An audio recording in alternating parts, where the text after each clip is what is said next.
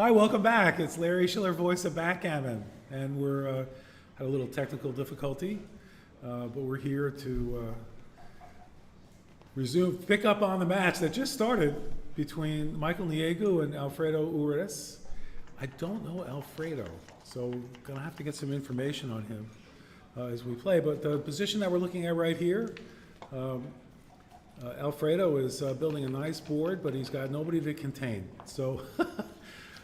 Looks like he's got a bit of work to do to make. He's going to have to get a shot if he's going to win this thing, and it's unlikely that. Well, this is basically a race here, and yellow is ahead. We want to do a quick pip count.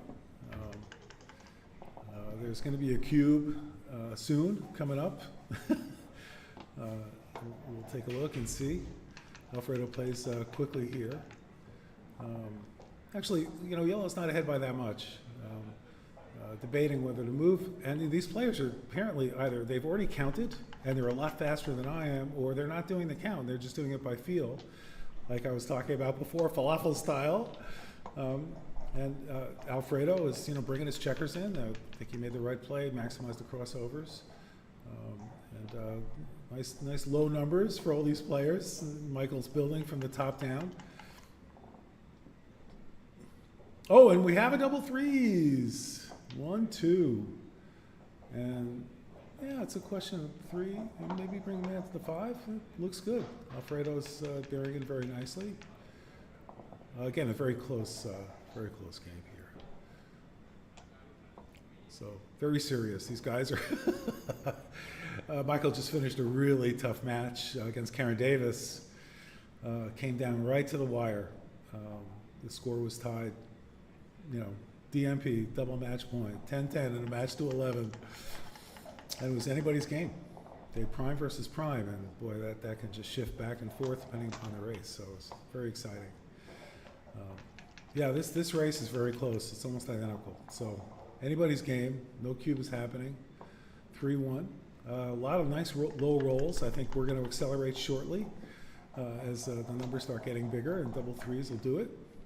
I think that makes red a huge favorite. Not huge, but pretty significant with 2 checkers off.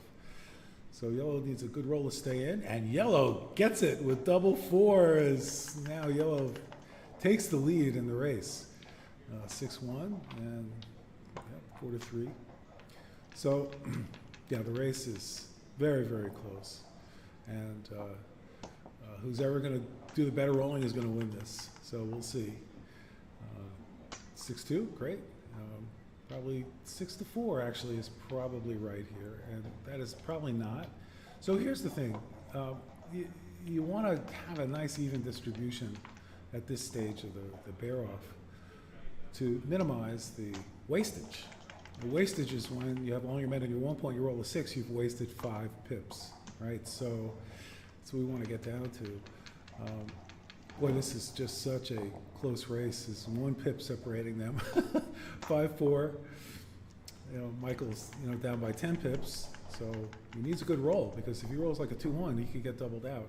And he rolled a 2-1, and let's see if we get a double out of this. So yellow has 1 more checker off. Michael has 1 more checker off. He's got 24, 29, and 34.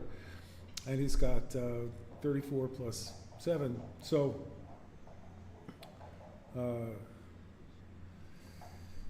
it's a drop, you know. I mean, he's going to take it, though.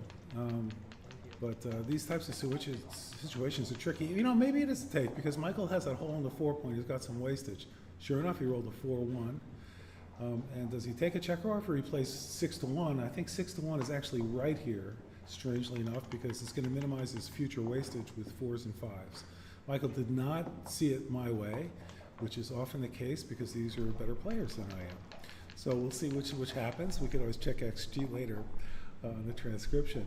Michael rolls a 3-1, and now he's slotting his 5. So this is really a 3-1 there. Look how close this is. But Michael is still a huge favorite because he's got 5 checkers to the other players, to Alfredo's 6. And that 6-2 is, 6-1, okay. So you could see Michael's, oh, what a nice roll. So this really makes the race. Michael's ahead by 2 pips, even after those double threes. So it shows you what a gutsy take that was. And if Michael were on roll, and it might even be a cube. In this, it probably would be a cube, but I'm not sure it's a take in this situation because you're kind of a three-roll situation, and 3 against 3. Now you might wonder about this play here.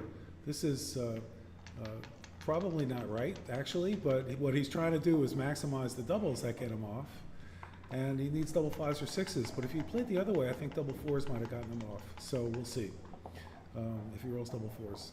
Double 2s is not going to do it, the wrong side of the dice, and so that game is over. These players are playing really fast, oh my gosh. So usually when players play really fast, the PR is pretty high. But that may not be the case. You know, Alfredo looks like a very solid player. Again, I don't know him, and we're going to try to get the scoop on him. In fact, I'm going to try to get the scoop right now as we're talking and see if I can find out more about them as they're setting up the board. And see what I'm missing for this fine player at the bottom of your screen. All right, starting off. 2-1, 5-3. He doesn't split, so that's interesting. Even though he's behind, it's probably correct to play 6-5 in the opening, but it's not, you know, not terrible. Here, Michael wants to blitz. 6-1 is easy. And he's splitting with a 1, which I think is pretty smart because there's no good 6s for, or 1 6 is good. No other good 6s. Double 3s is pretty bad though. If you're not going to roll a 6 and you're going to roll double 3s, probably just prefer to roll 2-6 or something and leave a double shot. But at any rate, 3-2. Oh, very nice. Now he had a choice to make the 5-point, and he chose to make the 4-point and not leave any shots. And he's staying out. This is cube territory. He only has 9 in the zone, but looks like good cube for Michael. And Alfredo doesn't even, he's not interested in playing this. That's for sure. All right, let's take a look. Match report for Alfredo Unes. Oh, Unes or Ures? It's Unes. Or maybe it's misspelled. We have to take a look at that and see. So he has been playing backgammon for a while, apparently. He is from Brazil. Okay. 6-2, 4-1, and now a 5-3. And, you know, normally it's split, actually, but he can't. So he's going to make the 3-point. That's not too bad. Double 4s. I say normally. I think in this position, that would be the preferred play. Keep your checkers ahead of the others. 5-1, very nice. He rolled a 5.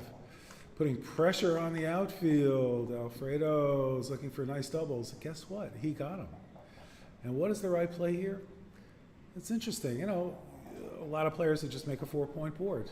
And it's hard to argue with that. But it's also possible just to run the back checkers and double and be over with it. But then you lose your gammon potential. So if you're going to make the 2 points in your home board, you want to play for the gammon. And maybe consider not doubling if he stays out so you can win the gammon. But he's going to go and play safe and try to, you know, double him out on the next turn because he's way ahead in the race. And that's not an unreasonable approach, only if he doubles now. When he does, okay. So Michael's got a choice. See what he's going to do. And he's thinking about it. Now he's going to do a pip count, and then he's going to worry a little bit about his other checkers, and apparently those double 6s were a bit much for him to be able to deal with. Wow, I didn't know this. Edward O. Thorpe, who wrote Beat the Dealer, which is a book I think from the early 70s, has a book called End Positions in Backgammon. I did not know this. I want to read it. I love Edward O. Thorpe. He writes so well and communicates so well, so I'm excited to see that. Amazing what you learn on the internet. So let's see if we've got the name misspelled, and it's actually Unes. That is his last name. and see if we get more results there. And I think we do. Yes, so I think his last name is actually Alfredo Unes. Oh, and thank you, Andy, for making the correction. Look at that. Terrific. So we've got that fixed up. Wow. Championship main, Morton Jacobson versus Alfredo Unes. So he is around. He played the Nordic Open. So this guy's really, wow. Let's look at the WBGF player ranking. As this game takes shape here. 5-2. Okay, making the point. And let's see where the player ranking is for Alfredo Unes and where he's ranking. So we can learn more about this Brazilian player who is trailing 3-1 in this match to 13. Let's take a look. Now this 6-3, has this been played? The clock's been hit and someone's thinking of a cube. I'm not sure what's going on. Let's see. Nope, he's thinking of the move. Alfredo Unes, if I'm probably mispronouncing that. I'm not seeing him. He says he's on this list. I'm seeing a lot of familiar players, but I'm not seeing Alfredo Unes.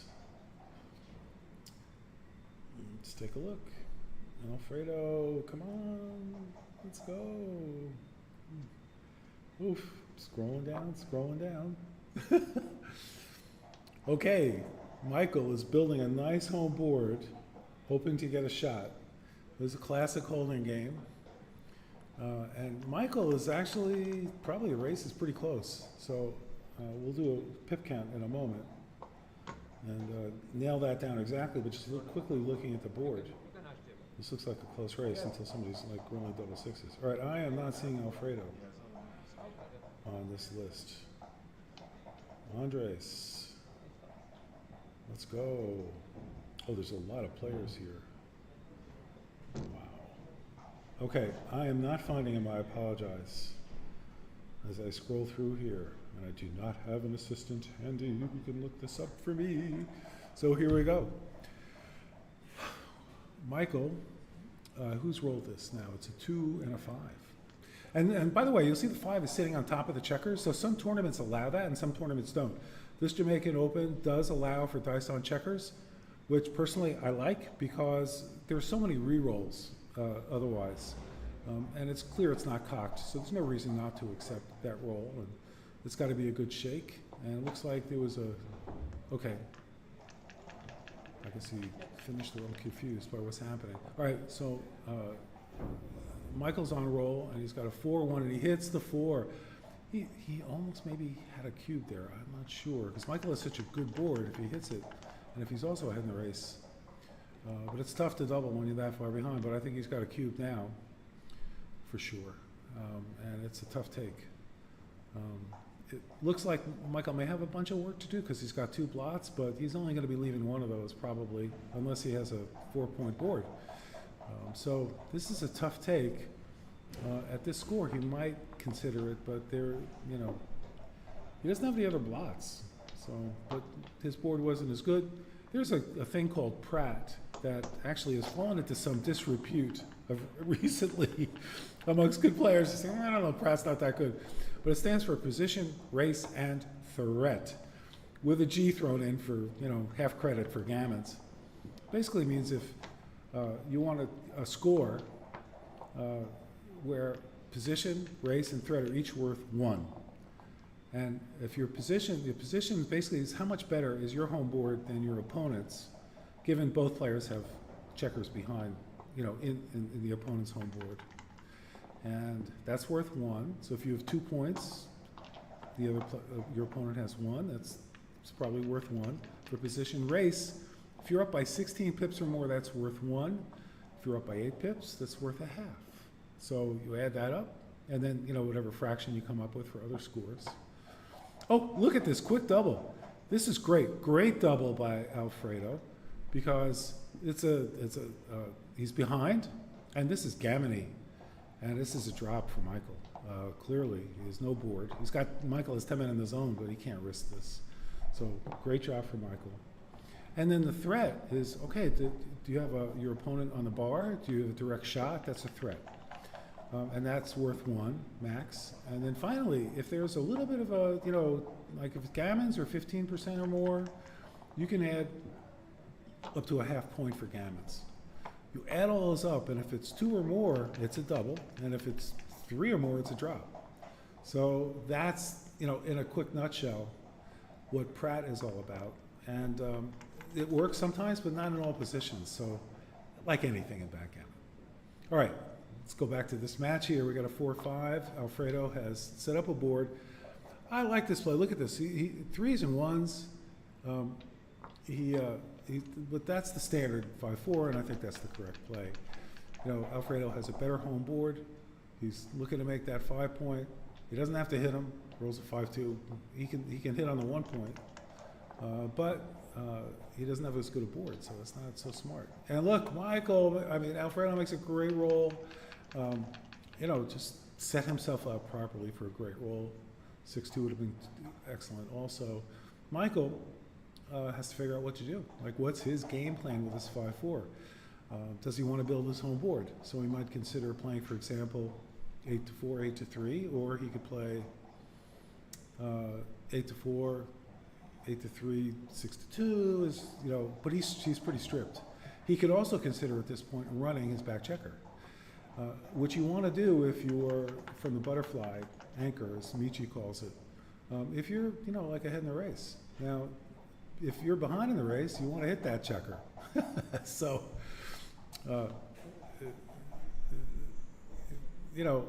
Alfredo's not behind so much in this race. It's pretty close.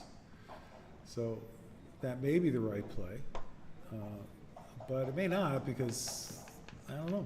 We have to do a pip count to be sure. And these guys are playing so fast. I don't know if they're actually doing a pip count. Look at that. That's a really nice roll. Double 1s plays just, there's no other way to play it, really, that you'd consider. There's another 6-5. And so Alfredo's buttoning up. But it's tricky. Alfredo's definitely going to be attacking that checker on the 3-point. And with a 4-1, he doesn't have a good 1, so there's really not much choice here. But when Alfredo rolls a 3 or a 5 or 10, he's going to be hitting it, and that 3 is going to be pouncing on top of that checker on the 3-point.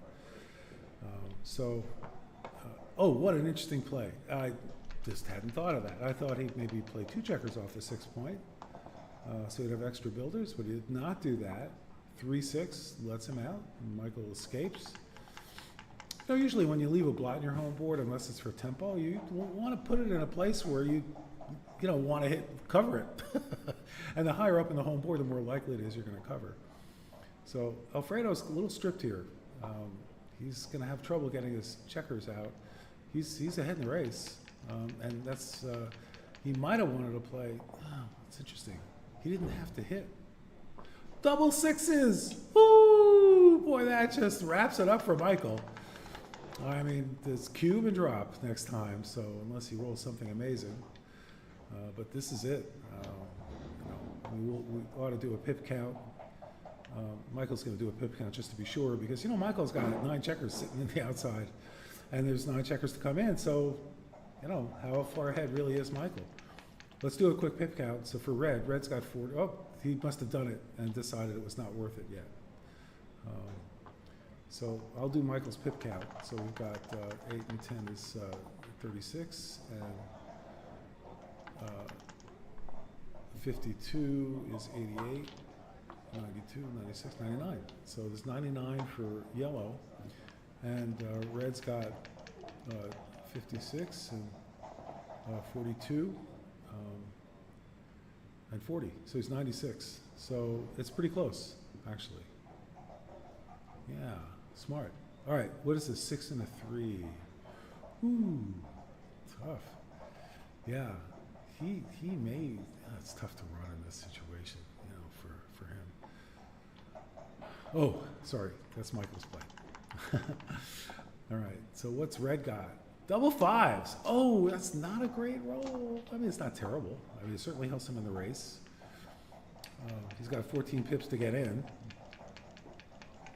And Michael has 15 pips to get into his home board, so it's a very, very close race here. Now, Michael's in good shape. He's got a beautiful home board. Will not be afraid to hit Alfredo if he comes in. But 6-4 is a fantastic roll. Michael needs a 1, or he's going to be in trouble. 36 and what's that? 30,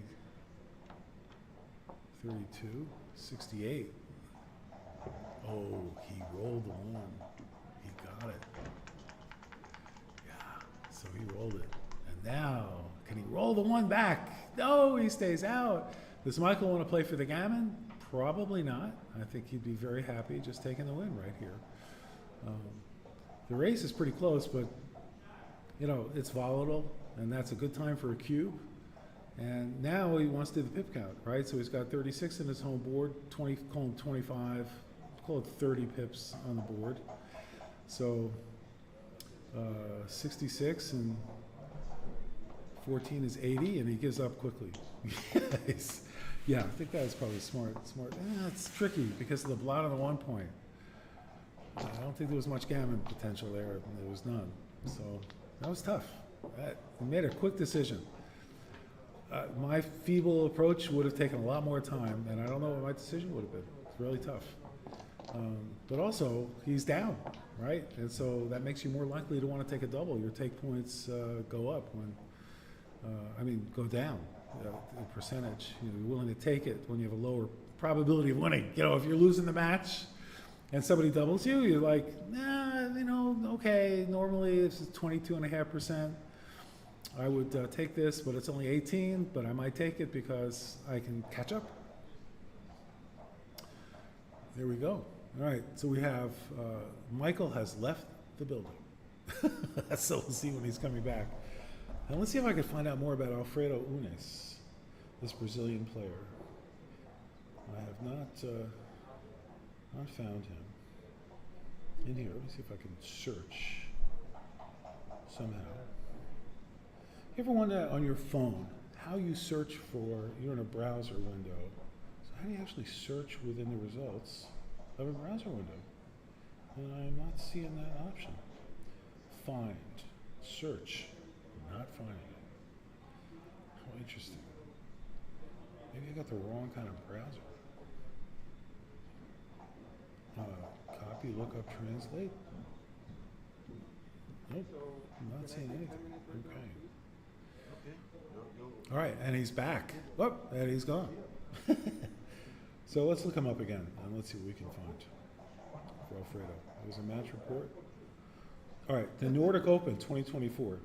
That was the championship in Copenhagen in April this year. Oh, 10-minute break for Michael to eat.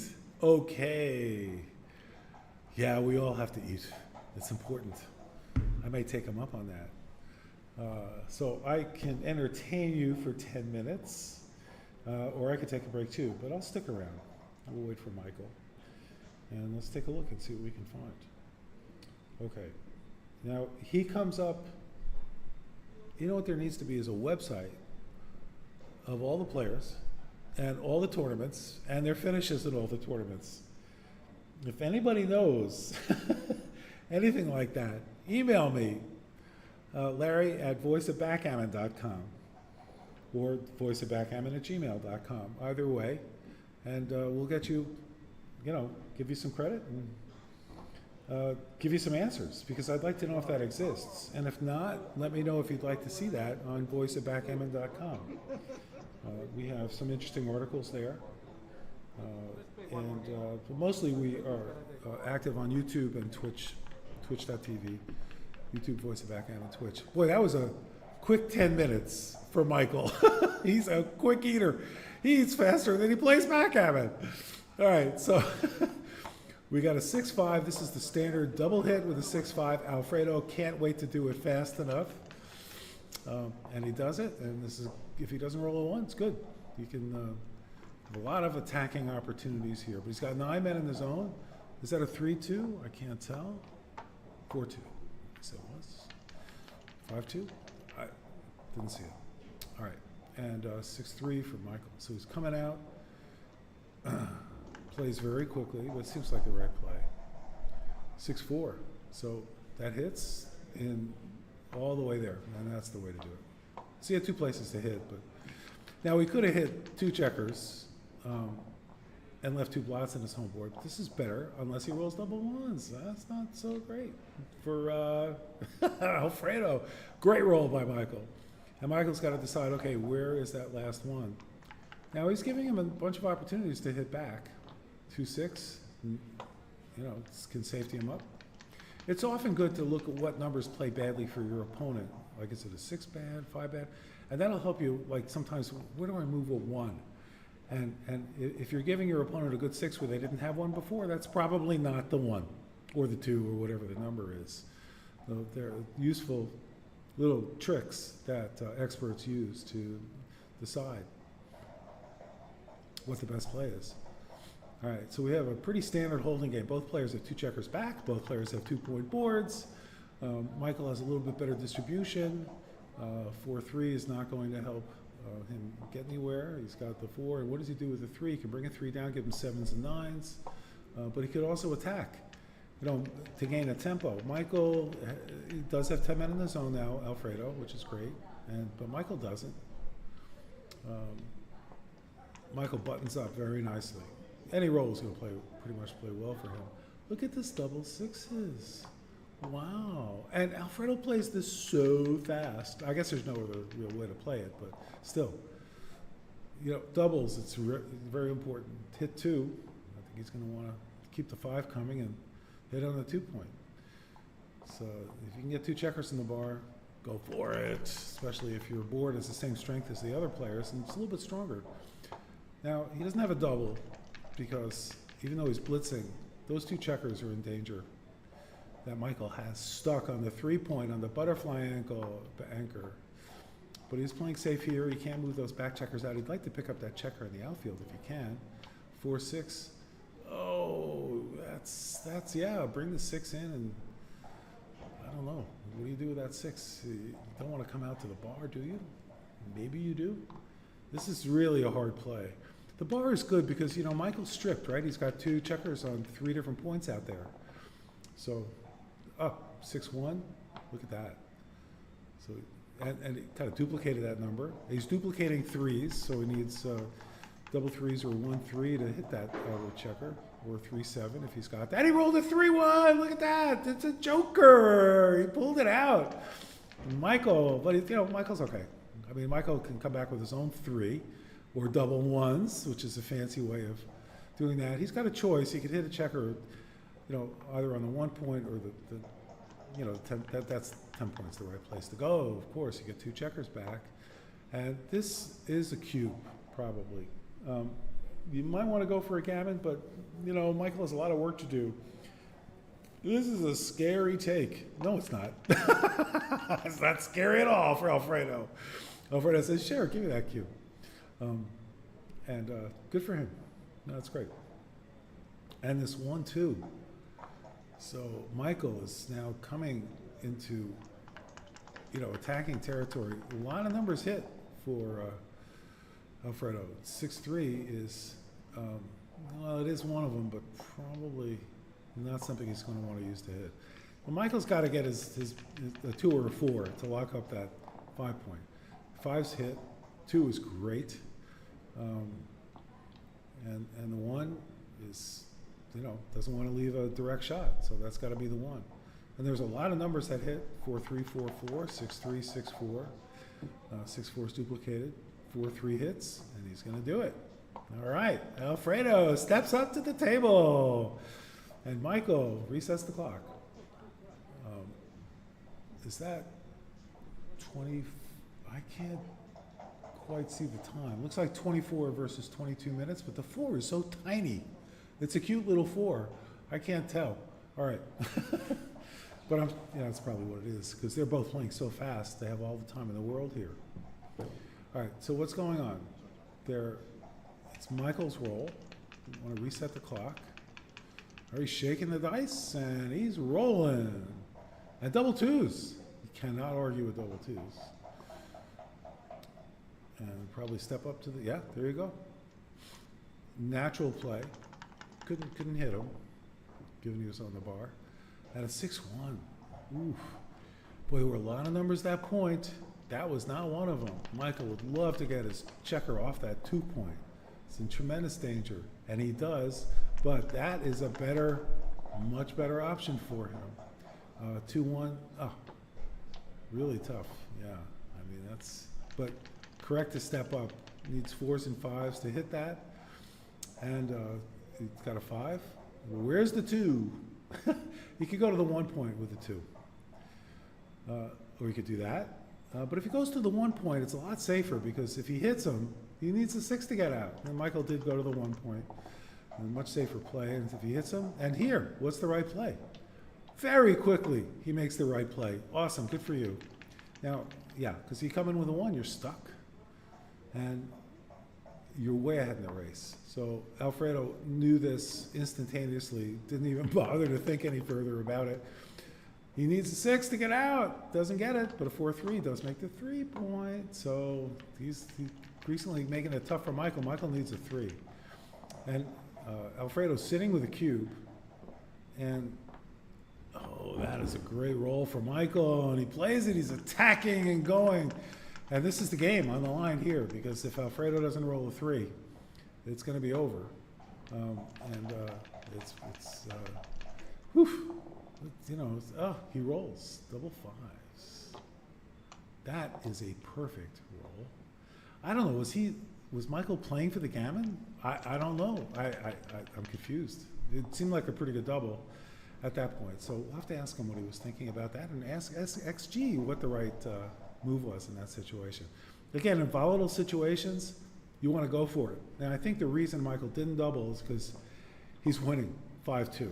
And at that score, well, wait a minute. Alfredo has the cube already. So that answers that question. Alfredo already has the cube. So unfortunately, Michael does not have the ability to turn it again because it's already been turned. Though he had the foresight to do that a lot earlier, he could win a gammon this game. It's not, you know, it's pretty likely, but it's not a lock. You know, he's got 5 crossovers in addition to the guy on the bar. So he's going to need some good luck to win a gammon on this game. But it's not out of the question. It's still a decent gammon chance. You know, it's not 0. Probably around 20%. So let's see what happens here. 5 and a 1 is 5-4 is actually, I think, right for the 1. It's tricky, but this you want to leave? Actually, yeah. No, I thought. All right, I'm not sure what's going on. I don't know what's going on. I think the 1 is 5-4,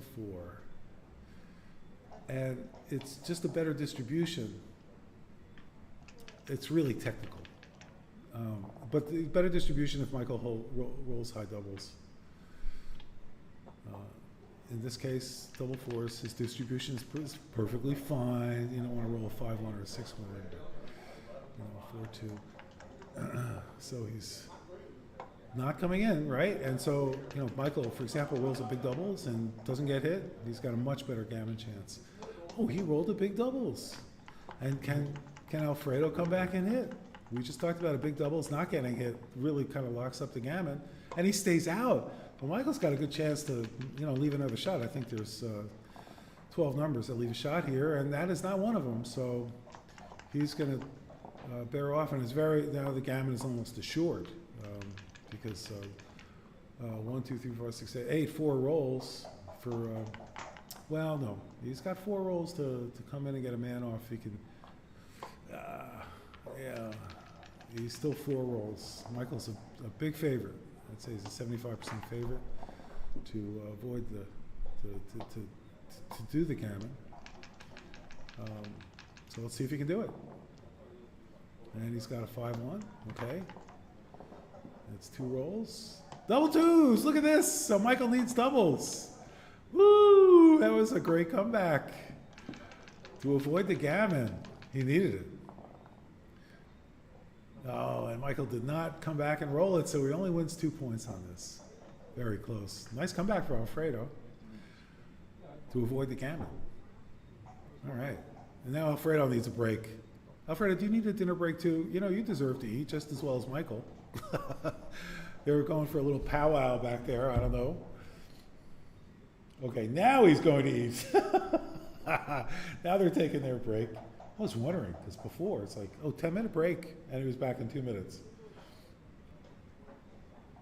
Well, let's see if we can find, I am still looking for our friend Alfredo Unes on the internet and find out where he's been playing, what he's been winning, and I'm not seeing it. It's funny though, because they mention his name in a whole bunch of different areas, yet when I go to the website, I am not seeing him. So, all right, Chicago Point. Wonderful, wonderful site. And they have so many tournament results. Comprehensive compilation of major international backgammon tournament results posted in a timely manner on Chicago Point. Wow. Well, that's what we'd like to see. And I would like a way to search this from my phone. Of course, I have a computer, so let's do it that way. All right, so we're going to go and take a look at Chicago Point. Oh, let's put him in here. Alfredo Unes. Alfredo Unes. Backgammon. And take a look and see what we come up with here. All right. Videos of Alfredo Unes. He's got some videos. Look at this. What? Wait a minute.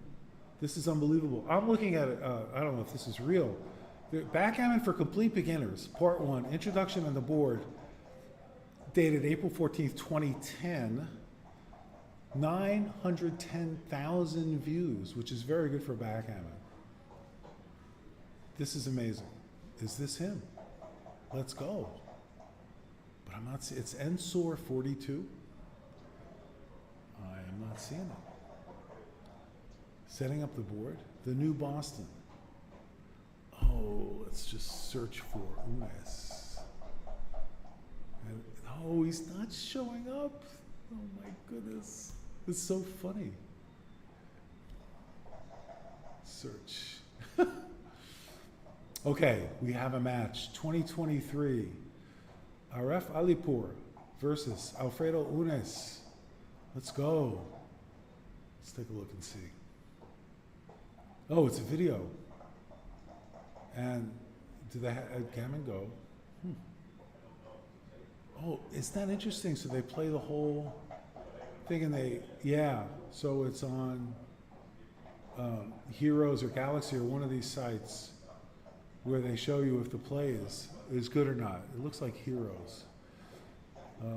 So we played, you can't see my screen, but I'm watching this video and it scrolls through very quickly. And they give the performance ratings over time. I'm going to scroll towards the end of this video and just to see what the PR, this really is not nice for the players, just showing what their PRs are going to be in this match. Oh, it's one match. Oh, Unes, he's playing a 4.69, world class. RF is playing a 5.7, expert. So these guys are, listen, those are very good PRs. Let me scroll towards the end. Yeah, Unes 4.58, RF 5.32. Great. So, anybody who's going to play at that level is a solid player. They're in master territory as far as the BMAB is concerned. BMAB, by the way, is the Backgammon Masters awarding body. And that is an organization, I know David Presser was involved, Dmitry Oblakov now is doing great work with that. And they have players report their matches. And they're very strict. Like, you can't fake it. These are matches that are live, that are broadcast they're recorded, I should say. And they calculate the PR by putting it into XG. And Daniel Gibson, welcome. Instrumental part of making this tournament a success, Daniel Gibson, local here on Joe East's staff. So BMAB was set up to rank and rate players in a very strict manner, and they do a wonderful job. Roberto Litzenberger is involved with this in U.S. tournaments. They record every single match, and those matches are transcribed into XG. You can get your ratings by playing in BMAB tournaments, which usually occur on the Wednesday before major ABT tournaments in the United States, but they do it internationally. They're all over the world. And they record every single match, and every single match has to be part of their analysis or it doesn't count. So if you're playing in a tournament, you can't cherry pick the matches that you submit to BMAB. If you can call them and say, hey, I want to have you record the results of all my matches, they'll clear it ahead of time, but they have to know that all matches that you're playing are recorded and have been transcribed on XG, and then they use that to compute your rating. So I don't play that much backgammon. I do more commentary.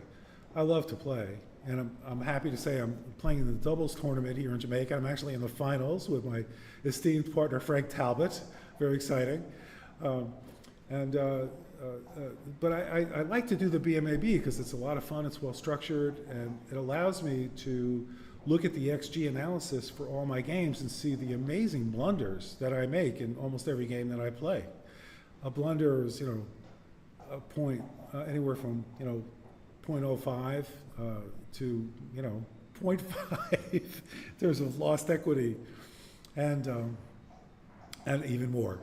So I've discovered from my own playing. But it really teaches me a lot, and I can look at a particular position in XG and copy the position and then play around with it and say, well, what if this checker was just one pip over, or what if I had my 5-point, not my 4-point, and what would the right play be? And that helps me look at patterns and establish patterns that are meaningful that I can use in the future. That said, almost every game I play, I run across positions where I really just do not have a clue as to what the right play is. And I'd be surprised if top players wouldn't say the same thing. Certainly beginners say the same thing. It's common for backgammon. Like, I have no idea how to play this position. So with BMAB, I've been entering the BMAB tournaments, and they send me an email saying, hey, congratulations, you're master level 3 or something like that, which is not great, but I'll take it. And it's nowhere near the great players like Mochi, who's a super grandmaster, and Michi, I think, is the other super grandmaster, grandmaster level 0. I think he's grandmaster level 0. These players are fantastic. I mean, they study positions, and they categorize different parts of the game. That's what has allowed Michi to write books, and I think he learns a lot from the books that he writes. But anyway, congrats to the BMAB. I think it's awesome that they have that set up.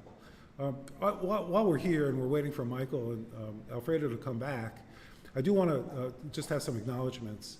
One, Chris Lloyd has provided the beautiful board that you're seeing on your screen below the on-break sign.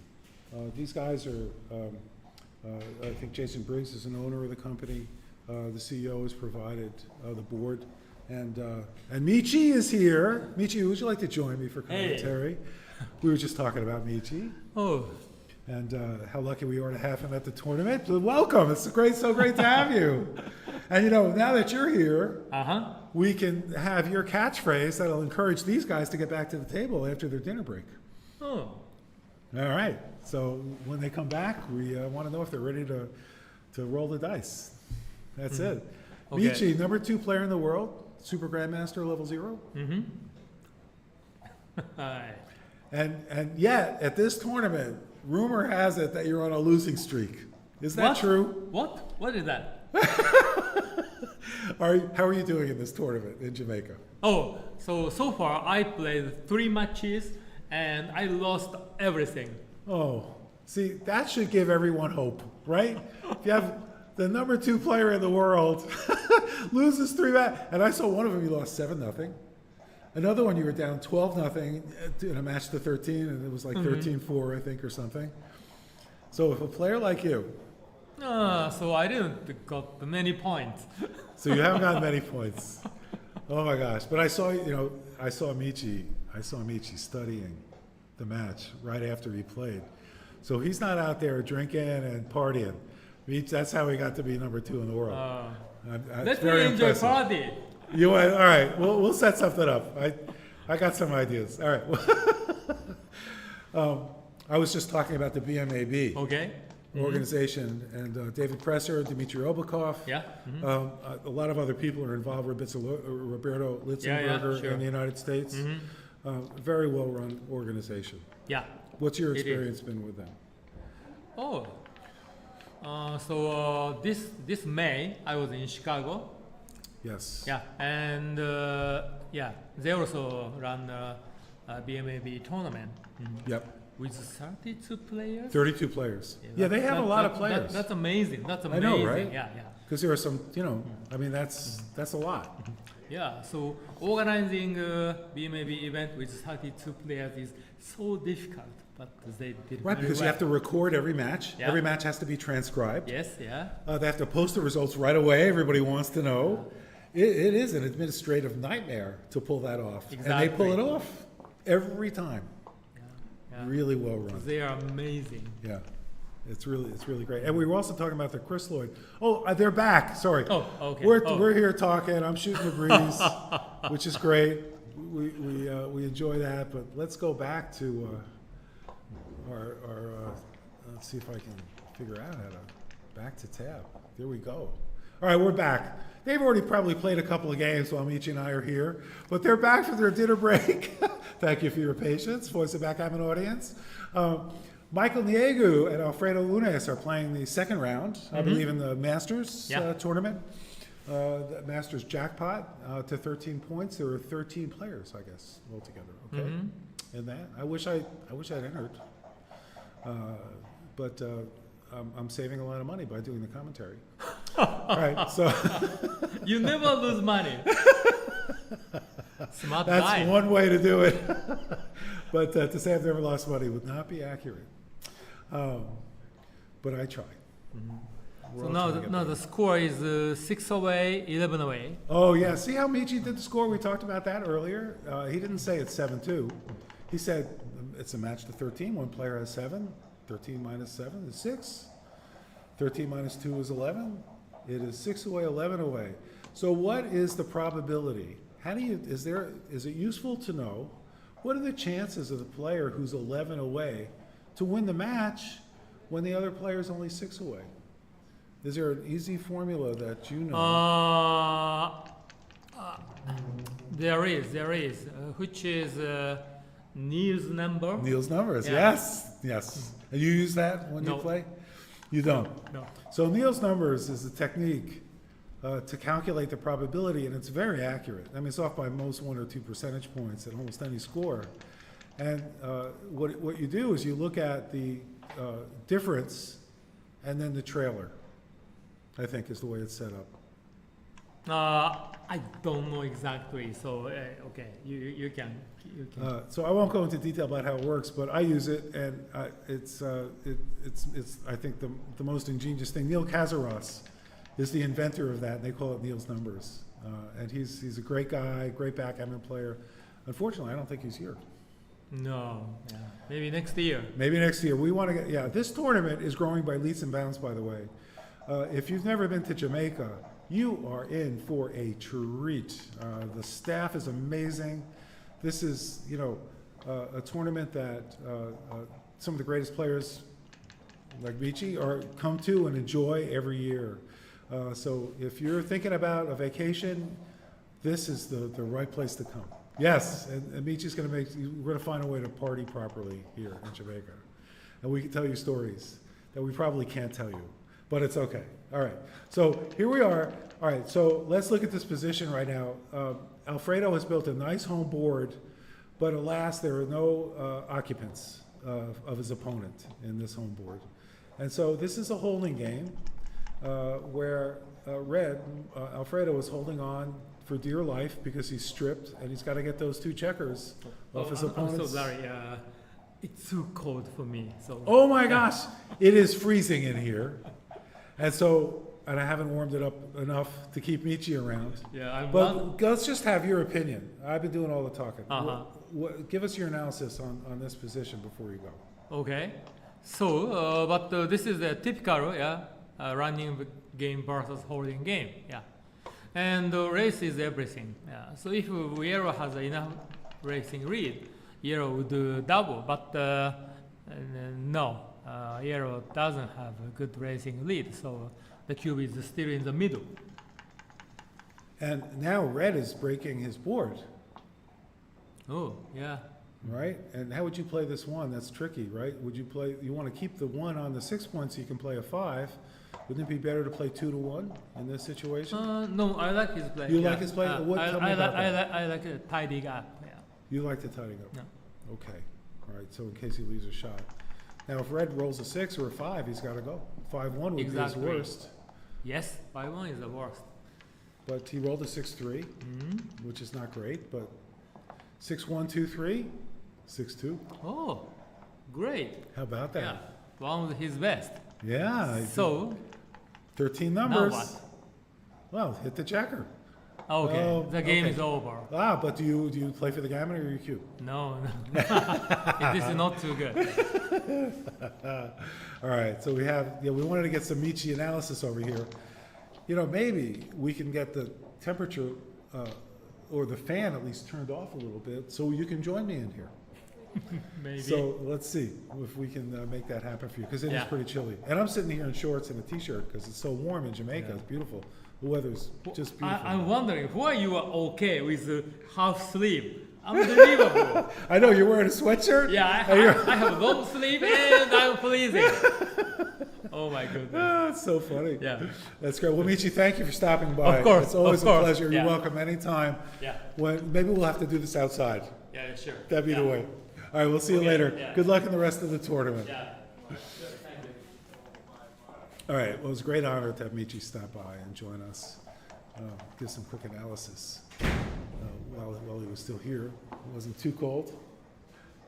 Ian, come on by. Come join me.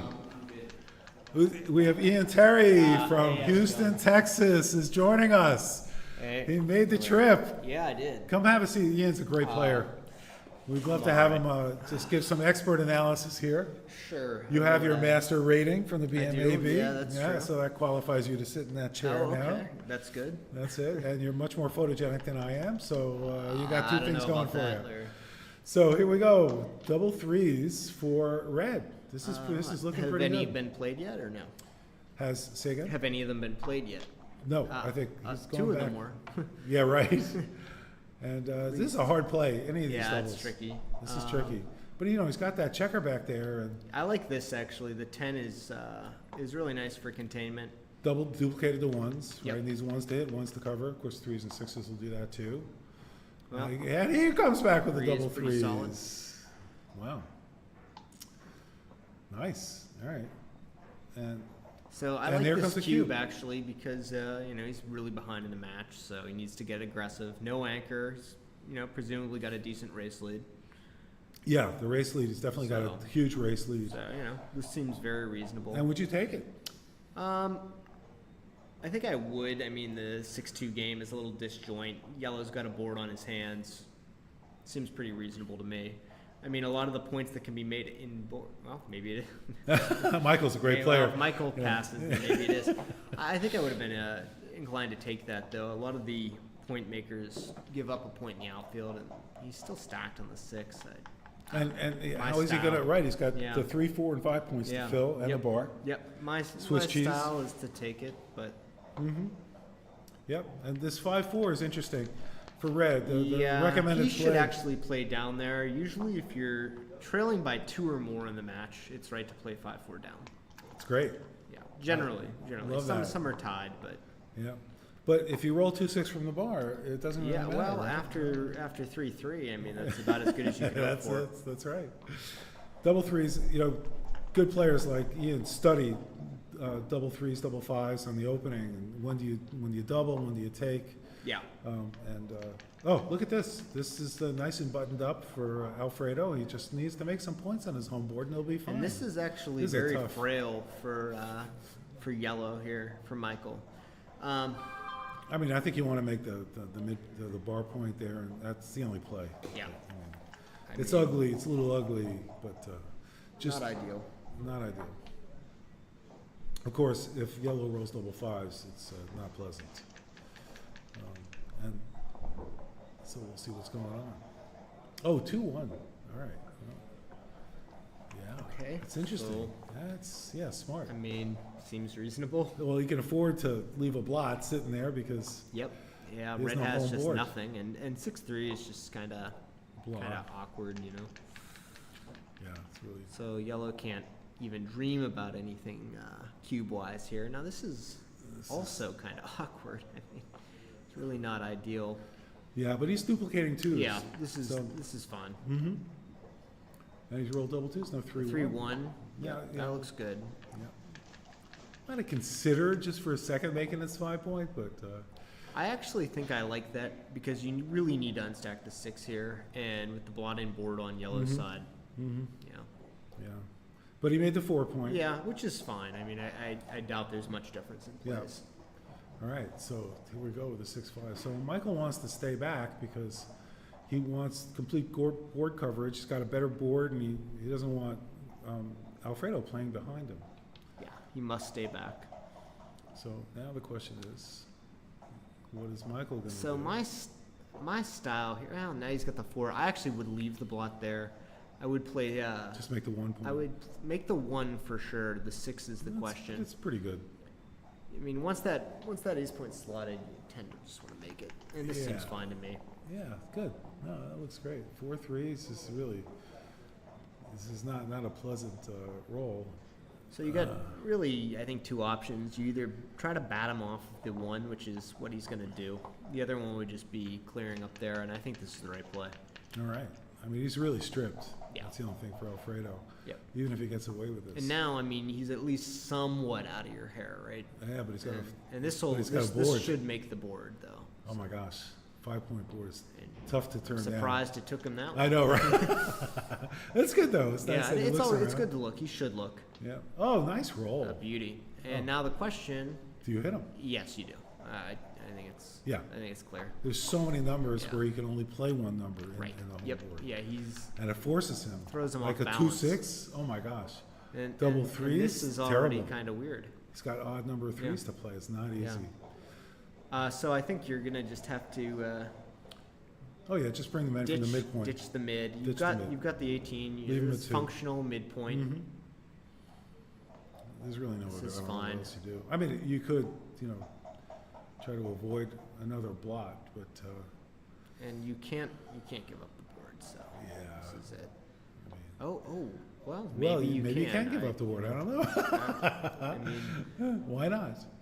4-3. so this is interesting. So I like this play. Yep. Seems reasonable. And it looks like Red's ahead in the race. Not by much, but I'm not counting. But it looks like a 6-1 would have normally hit, but 6-1 does not now. not work. Yeah. Michael's going to remake his board. Yeah, I think Michael's in pretty good shape here. Yeah, I actually like the 3s play now. I'm kind of seeing it. It's Yeah, it's very interesting, dynamic. right? Yeah, very creative. Anytime you give up that 6, you just feel like such a beginner. But sometimes you just got to do it. Yeah, no, that's great. That's why I love to watch these great players because they just get me out of my So that's 6-5. 6-5. That's Well, I mean, you just gotta make the 8. You don't yeah, really want I to. mean, Well, it's, he could have He hit does him. have 2 Well, that blots, would have but been. I still like this play. I He don't- would have one blot. He just would have left one blot and hit him on the I- 3. And he's got 2 no, I- blots in his home board. I don't know. Didn't even yeah, look at but- it. but- Didn't even look at it. Yeah. But you're saying because He could cover 1, and then you're up against a 5-point board. Mhm. It's not gonna be pleasant. Mhm. And now this is so he's coming back in the race. yeah. Yeah. Well, 3-6. So Good. Yeah. yeah. Wow, this is really. What do you think about the race here? Well, I mean, 8 crossovers to 6, but reds are drastically shorter than yellows, so Well, it's yeah. actually It's pretty close. it's pretty close. Yeah, this is just a classic holding game, and so like whoever rolls doubles first is the winner by and large of these types of situations. So where somebody ends up with Yeah. a 6 shot and you hit it or you don't, it's 50-50. Yeah, and this is a tad bit awkward here. Like red's now just burying, and yellow has all day to play. And red can't take any chances with that closed board. This is a nice preserver. So Michael doesn't even like consider anything. Oh, else. wow. Oh, There he you rolled a double 4s. Look at that. Oh, Cube City coming right up. I mean, he's Well, few 20 numbers will keep 21. yellow So he's around still only here. 10 That's- pips. Yeah, that's- it's 10 that's pips. I mean, this is Not gonna do it. He Yeah. doesn't even have to put the cube. He just has to make physical contact. it's just that the with reach it. for it is. And Michael sets up. Yeah, So. I know, right? That's it. So, Ian, tell us about Houston Backgammon. It's quite an active community, it's right? really good actually. Yeah, we got a lot of play going on. I think they play on Tuesdays most nights of the or most weeks. They play on Tuesdays, and we also play Saturdays, really twice a month. Once is our official monthly that's more accessible, and then we have Now, you play at the Whole Foods, right? Upstairs in yes, the Whole that's Foods? our high equity jackpots. That's so much Yeah. fun. Yeah, Yeah. those are nice. Those are nice. Yeah, nice people, and it's very accessible. Yeah, Yeah. and yeah, we have our monthlies as well. So those are fun. It's a really active community. And now that's down in the Houston area, and then up a little farther north, about an hour north in Conroe, we're 45 minutes north in the Woodlands. There's a whole other set of Players, players. up there, yeah, in the woodlands there. There's a whole Mexican contingent Oh, of, okay. of folks, financial advisors and others who live in the Woodlands, and Interesting. they have an active community. Oh, excellent. And I've been to some of their events, and lovely people. So really a pleasure. All right, I'm guessing red's on roll because that 4-3 seems too obvious to wait on if you're yellow. Yeah, so it seems like reasonable play. Threes are all good numbers, so not really taking much away. Double twos is nice. Yeah, that's a great shake. That is a great shake. So I don't really feel compelled to move up. This looks like the right idea to me.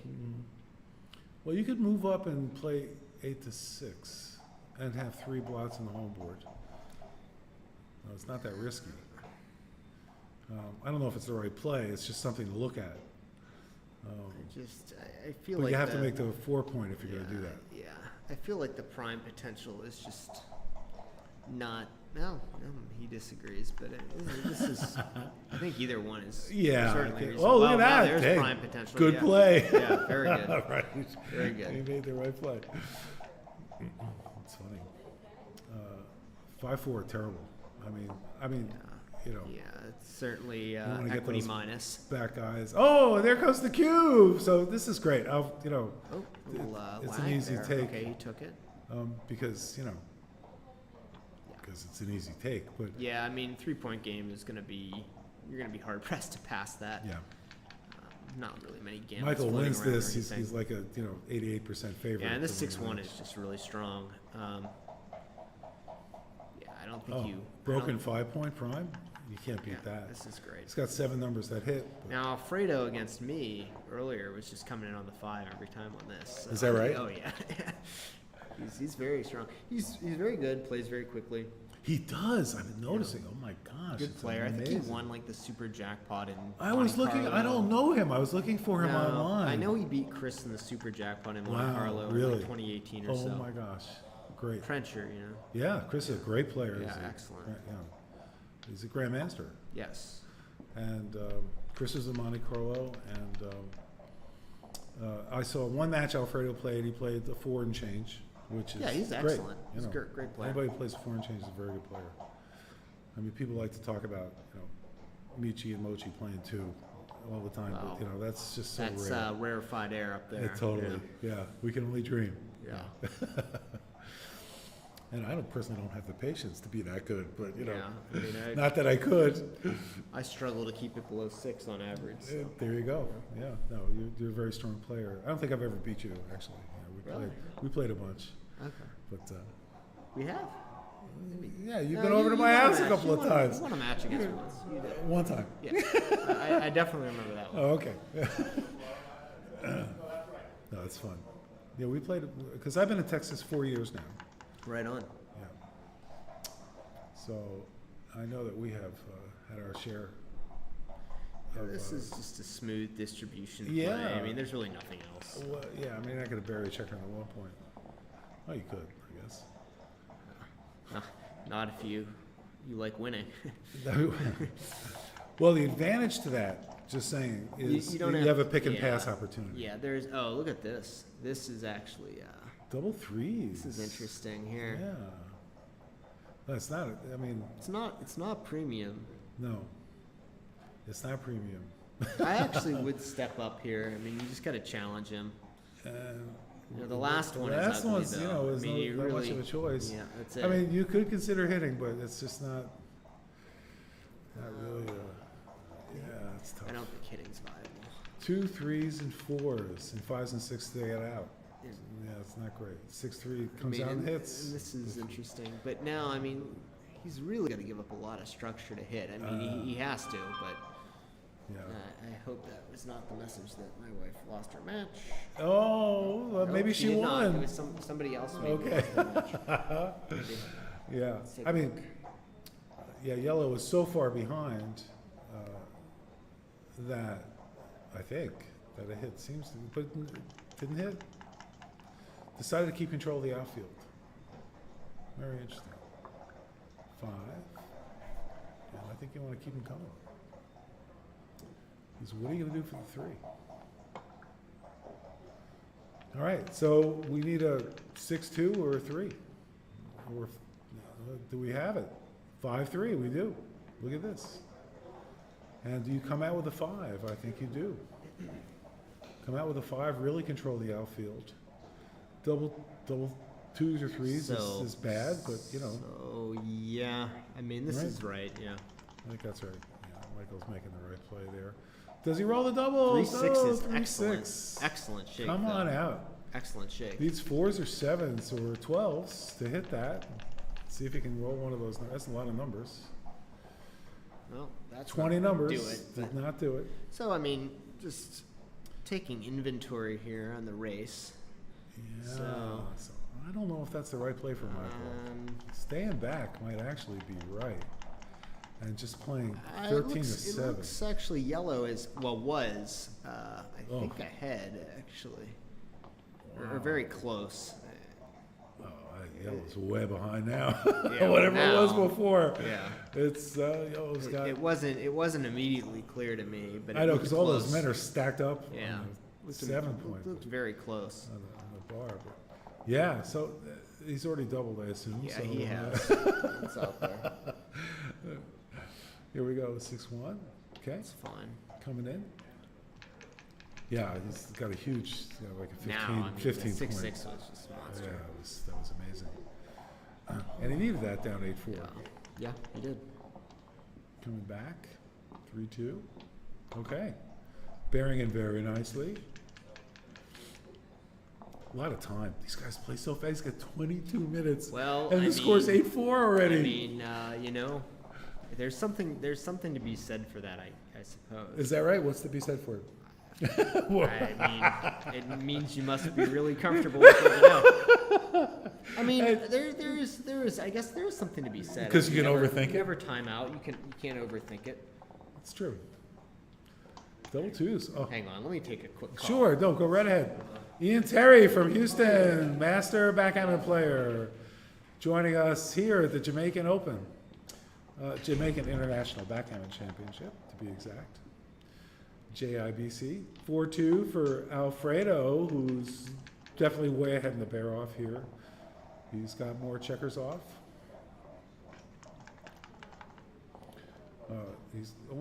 Michael only has 2. And he's got, how many checkers left? 10, 5, so 5 off. Michael needs big numbers, and he's rolling them. There you go. It's not double 6s, but I don't think he's going to complain about that. Oh, matched. 6-5, 6-5. No such luck. Looks like Alfredo's going to come back. And it'll be 8-6. It'll be a match. Prior to this, it was getting really ugly for Alfredo, and now he's prettying it up. Let's see what we got. 6-2. All right. And he's going to play 5-3. So his double 5s play even better. 6-5. All right. Michael's going to need, doesn't need doubles this roll. That's not bad. 3 rolls off. Now Michael needs doubles. If he doesn't roll it, it's over. It's over. Okay. We have a match, 8-6. Boy, Michael's used up all his time. 17 minutes left to 22 minutes. We've got a great U.S. contingent here, by the way. You know, Ian, Terry and his wife Tiffany are here, and Ian is back, and Tiffany's doing well. Well, I mean, she was losing to Layla last I checked, but I mean, I haven't gotten a message from her saying I lost. Let's go home. So that's a good promising sign. At least. Tiffany's an up and coming player to watch. She's very good. And she must have had a great teacher. Yeah, I suppose. Yeah. And she's, you know, playing in open tournaments. How long has she been playing? Only a few years. It's amazing. 4 years, maybe. Fantastic. Not even that. 3 years. Wow. And she really has just got such a natural feel for the game. I remember playing her when she just started. Yeah. Yeah. I think it was one of the first times she played, and Yeah. already you could tell she was going to be a force. It's really good because she didn't go through the phase of like I'm going to stack checkers and play super safe. Like she was, you know, aggressive. She got it right. just She from knew the the get-go, point of the which game, right? It helps. It helps a lot. Because yeah, a lot of players, they play like old Middle Easterners. They just want to button everything up and not leave a shot, and you know, just race around the board, and you don't get the finer nuance of it. Right? Yeah. The station to station. Station to station. Yeah, just go from one made point to another. Oh, I see. Yeah. Yeah. Checkpoint play, I guess. Checkpoint play. I like that. I hadn't heard that. It's good. All right, we got a pretty standard holding game going here. 6-3 is not Well, a just have to pleasant roll. It's slot not the the full 4. four there. I mean, Nothing not else. much choice there. I mean, you could consider running, but it would be a bad consideration. Because he's only got 8 over there, and you know, he's got a blot. Oh, this double twos. Wow, interesting. I think you just block. Yeah. You make the 9. I mean, you like to cover, but then you see. Now this is. Now, you this could is consider interesting, coming out 'cause to the there is midpoint. 4. This is an interesting play. I might have considered. I didn't even look at coming out to the bar point. I mean, not the midpoint, the bar Oh, point. it doesn't. This doesn't dupe anything. I thought that duped something. It doesn't. Okay. But now this is awkward, right? So, Yeah, I know, right? Yeah, I don't know. As good as anything. Yeah. I mean, I mean, What at least you got a else? 3-point board, and he doesn't have to roll a 2 or a 6, and he's got a shot. 6-4, you know, does play well. certainly.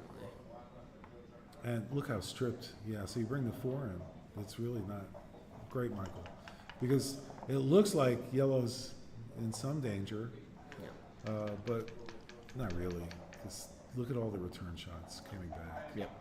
I mean, those strip points for red really hurt it. What's this? 3-2. Yeah, it's a nice roll. And yeah, have you seen any cube action? I don't think there's going to be. Well, see now it's actually the gap has narrowed a little bit, so it's not going to be out of the question. Mm-hmm. It's just a very stripped game. One player's going to leave a shot, the other player's going to hit it or not, Yeah. and that's really going to Yeah. kind of Yep. decide very soon what this is going to be. So he must have a 2-1. Okay. Yeah. Double 2s again. All right. See, For- what do you do? I For mean, red here. Yeah, this is really tricky. Yeah, this looks right because now he Sixes loses are- the midpoint, but he gets the 18, which is functioning as a midpoint. That's right. So, Yeah, it's so good. this is a Double sweet 4s! Shot, Oh sweet my shot. gosh, that's so fantastic. You just can run all the way, right? I mean, you don't want to be stuck there. I'm actually not sure. I prefer the 5, and Michael agrees. Oh yeah, look at that. Yeah, Yeah, why not? You can't run there. Wow, this is really. 'Cause But you know, he's if you do run, I mean, it's pretty awkward next time. all right. No, So good. this good, is good. what yellow This is would awkward. like. Yeah, this is awkward. And Nicely played. I like that. yeah, I like this actually. Now the big question: can yellow cube here? I think he should actually. Because he's so far ahead. Yeah, he's well ahead. Red's position is really, Deteriorating. really, really brittle. What let's have And- his market losers. See if we got 9. Well, Any- 5-2. 5-2 for sure. Double double 5 fives, is good. double 4s. Double 4s is good. What else? There's double 3s. There's not a market loser. Not really. I actually don't know. I mean, This is O'Hagan's Law we're looking yeah. at. I mean, but the other thing is you're also counting perfectum ones. So there's also the ones where he just hits them loose and then he dances and then the mark. That's right. Actually, great point. You want it fractionally. He needs to double this. It's volatile, and Yeah. he has some gammon It's not a chances question. even. So I mean, if you ever get this where you have, and they can't see what I'm pointing to, you got the best 4-point board. They got the blot there. You know, they've got really not a good board. Red's in trouble. This is actually a lot worse than I think it looks at first blush for Red. I'm surprised he's taking this long. This looks like a stock standard cube. And Wow, great. And I he mean, take it quick very take, quickly. Very quick take. I think. Sheesh. Maybe because he's behind, you think? Well, yeah, but I mean, double fours that's a good one. That's a good one. I mean, So this is certain. And do you just keep going or do you switch? I would be inclined to just keep going. keep moving here. He's going to have a tough time clearing that Yeah. that bar point. Well, No? there's some argument for the switch, right? Because his board is pretty trash. And I mean, if he does keep him out, it makes it pretty easy to clear what's out there. Great point. So Yeah, great point. And it does stay out, and it increases the gammon chances by hitting yeah, too. definitely. Right? 6-4. See, now this is what we're talking about easy clearing, right? Yeah, So, yeah. and if you just keep going, it rates to be fairly awkward. Now this 5-6, speaking of awkward, Well, you know, plays. barely. I mean, Yeah, now you but can now really hit with reckless ones abandon. or sixes is like no and, problem. You know, Yeah. Well, ones, twos, fives, and well, sixes. this are- is nothing, but it does safety up, Yeah. and I mean, it's pretty good. Yeah. 4-1. I think you want to come off the 5-point. That's just a dangerous place to be, no? It is, and you get plenty of contact from the mid, so it's not like you're needing to stay there. Yeah. Oh, look at this. Yeah. And Michael's deciding You whether or not must to. hit. You I have mean, to hit it, there's right? no Yeah. real question. You're not that far ahead in the race, and he came in. 5-3, and now again, you just top off it, and hope for the best. Yeah, because the gammon chances are now pretty de minimis unless he makes a really lucky roll. Well, okay, so now the big question, and I Yeah, I think that's got to be right. No. Yeah. well, I think his board's grown enough that you have to respect you it. don't want to hit him. Yeah, and this 2-6, is just 5-3. pretty clean, and And odds are he's going to come in Yeah. if he doesn't. yeah. I mean, and here, if you do this, I mean, this is just very awkward, right? So, you know, Sixes don't. 6-1, 6-4 plays, but yeah. 6-3 actually is okay too. But so sixes do play. But Yeah. I just stylistically, this isn't what I like. So this makes a the lot most prettier. sense to me. And it helps in the Yeah. bear off, right? Yeah, 'Cause it you're, does. You know, sliding the 5 points. It's not Yeah. good to have holes Yeah. high up in your home board. So 3-2. So that's interesting. You know, you could Yeah, have this possibly is- left him there. But. No, not with the blot-in board. I mean, you really don't want that. Oh, look at that. this. Yeah. See, this is All really right, smooth. this Now, is there's actually over. there is actually some running gammon here. If Michael can maybe rip Yeah. another huge set. It's true. Um, I like that running gammon. Let's go. pretty unlikely, but it Well, he's could happen. he's Not rolling often, like that. you know, he's got he needs 5 rolls to get in, all things equal. So Michael could be off in 5. So we'll see. Right? Yeah. We'll see. Look at that's pretty solid. That's pretty solid. Let's see what's going Oh, well, on. there. That's, All right, that's there you gonna go. be a big help That's for him. so, not gonna. yeah. Yeah. I mean, you know, sixes to make him sweat, right? Sixes would make me sweat. Yeah. All right. I don't think there's much opportunity here, but sixes, you know, would Yeah. definitely be sweatable. Yeah. 5-4 is That's gonna hurt it. Yeah. All right, that's That's it. It's iced. over. Yep. Okay, they could just pack up the dice. Yeah. Okay. Yeah. Yeah, I mean, it was really just one really good unanswered set away from being in That's play. right, yeah. So I mean, you kind of saw that after the fours, it was very much on the table. It's just Alfredo whipped fours back. So Yeah, good. No, that's great. I like the different perspective. yeah, You're providing. So many different players. You get to see their styles as they start to play. yeah, It's fascinating. So here's the 5-4. For Michael, that is the right play because he's so far ahead in the race, and it's a good just I gammon mean, stopper. leading is just easy. He play. does want his 6-2 or a 4 over here. And 5-2, he This can race to. 5-2 is not really ideal. I mean, It's he must unstack from the mid with the 5. I don't know. You don't like a run? Oh, sorry. I thought it was Red's number. Oh, okay. I apologize. So Because red is the stacked Yeah, one that's there. right, yeah. So- yeah. So far it's just easy. It's Is it- just standard stuff going on. And yellow wants to make a point. Okay, there you go. Yellow How does. about that? And Alfredo is I can't tell. Is it a 3-1? 3-3. Threes. Actually. Now this Oh, is we got a actually necklace. very interesting. A poor shake here is gonna just elicit the cube. That's not That's not gonna a poor shake. constitute A poor shake. Yeah, rethink that and make the 4 4 Michael. point. Yeah, this is actually clear. Oh My- no, that's well, interesting. well, That's that may be interesting. right. Wow, Actually, I didn't that's even great. consider that, but- That's so cool. Well, 3-2. Yep, and he comes up. Yeah, yeah. Michael's gonna be hitting. If he can. 6-5 6-5. is No, he's not gonna be hitting. Not anything. And Yeah. I think red. I would actually at this score. Probably- I don't know It's really, probably a but cube. I like at the Feels score. like a cube. Yeah. Just This because he is a killed nice 2 shot, checkers actually. on 1 point. This is a really nice shake. 5-3, right? Or 4-3. Oh, see, I can't even see. Yeah, 5-3 would have been much Yeah, better. yeah. 'Cause he This, could make this the 8 does not look right to me.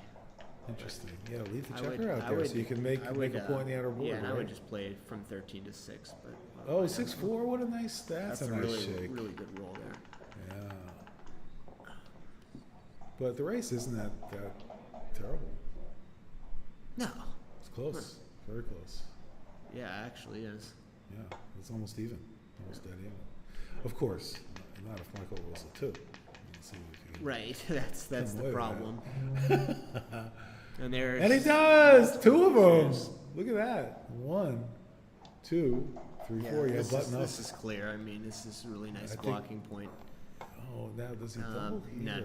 I Interesting. mean, he really can't double here at No, all. without a score. Not even close. 3 away, you just almost never want to double. Yeah, you got it. It's got to be really far Look at the ahead. score first, then look at the position. That's the. This is. Look at makes that, it double more interesting. 6s! Oh my gosh. She My wife lost. just Oh, lost. I'm sorry. After 2 post Crawfords, All right. apparently. Really? All right, Yeah. give Tiffany my condolences. We're gonna go. I reckon we're gonna head back. But it was really fun, and really enjoyed it. Thanks for joining me. Good luck. Thanks for joining me, Ian.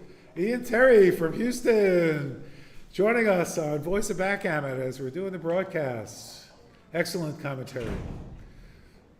Really enjoy his thoughtfulness and his approach to the game. He's a wonderful player. And he often beats me heads up. I think I didn't even know I won a match. I thought he always beat me. So there you go.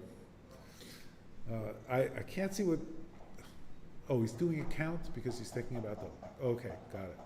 So he is.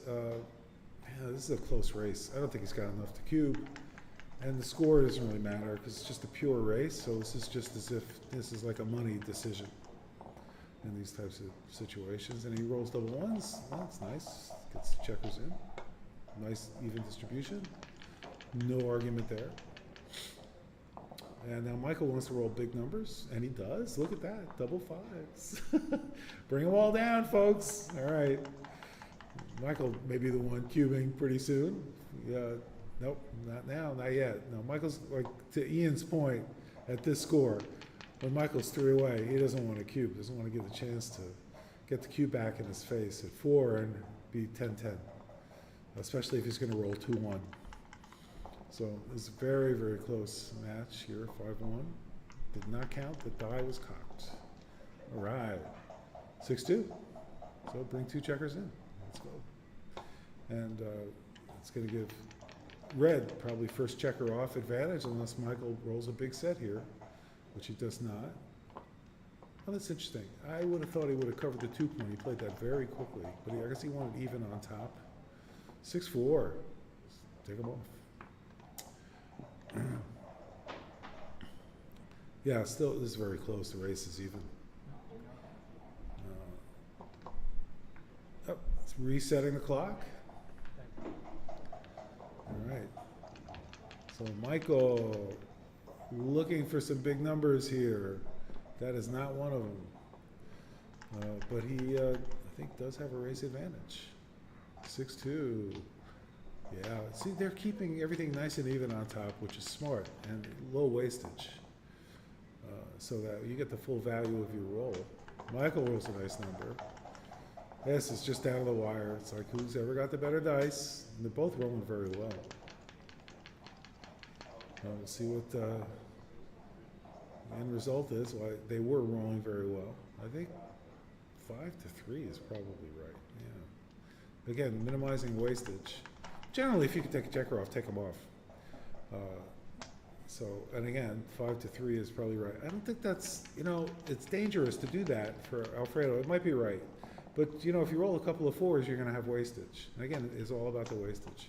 So 9 checkers versus 10 checkers.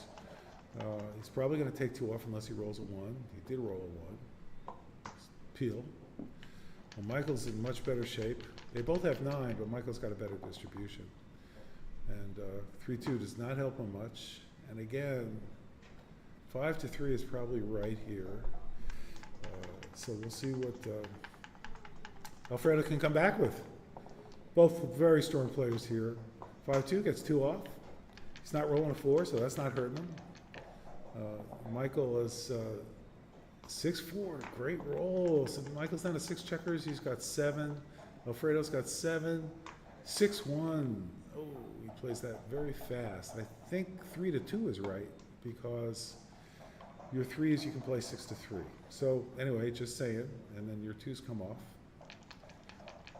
He didn't do it. He's looking at doing the count. So it's 6 versus 6, but still doesn't quite have it.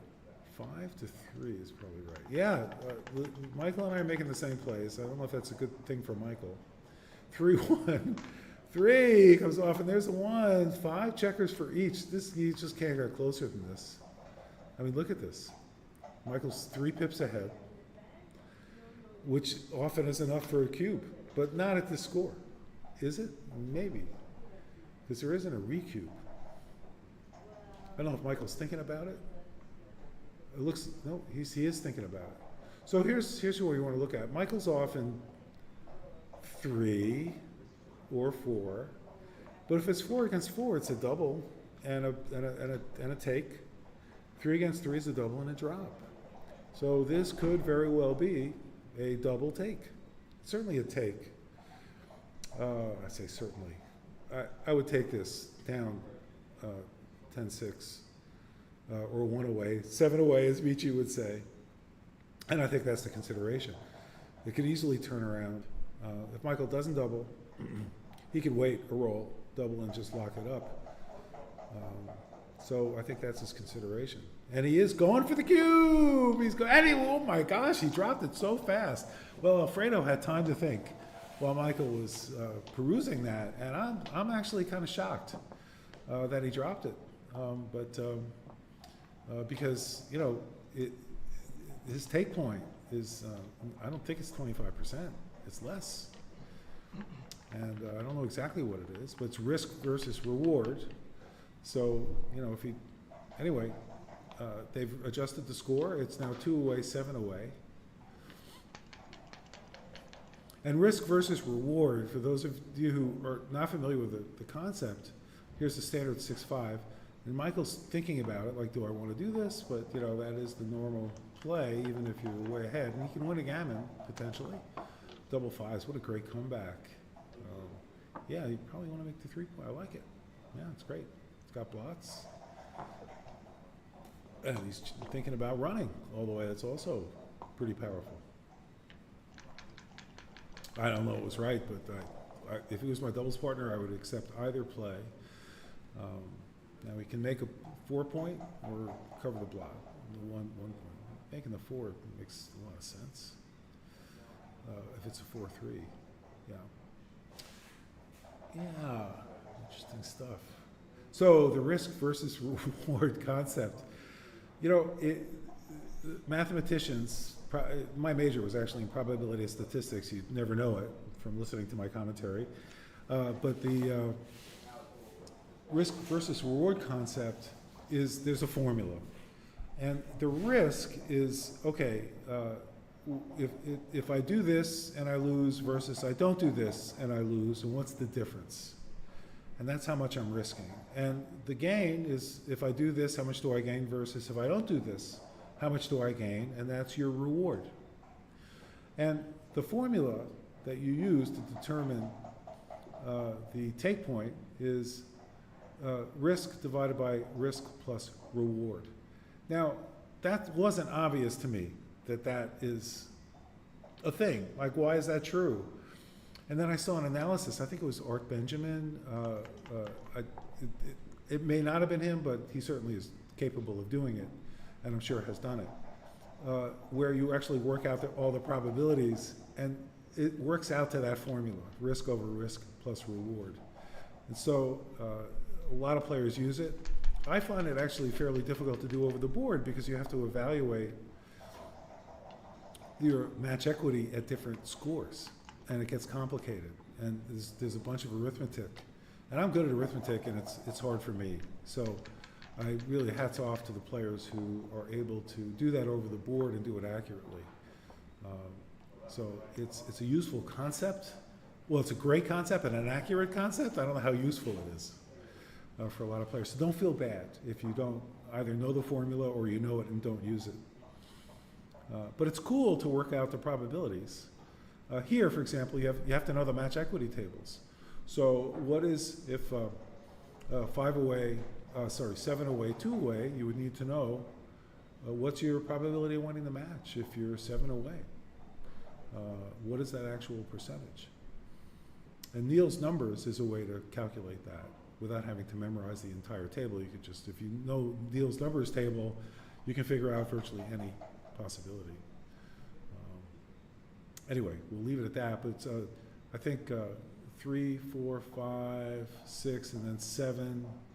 Yeah, we'd have to analyze that more carefully to come up with the exact percentage there. All right, well, here we go. We've got a cube. Michael happily takes it. You know, a lot of players are nervous about giving a cube when their opponent is 2 away and they're going to win the match if they win the game. But it actually turns out that it's okay.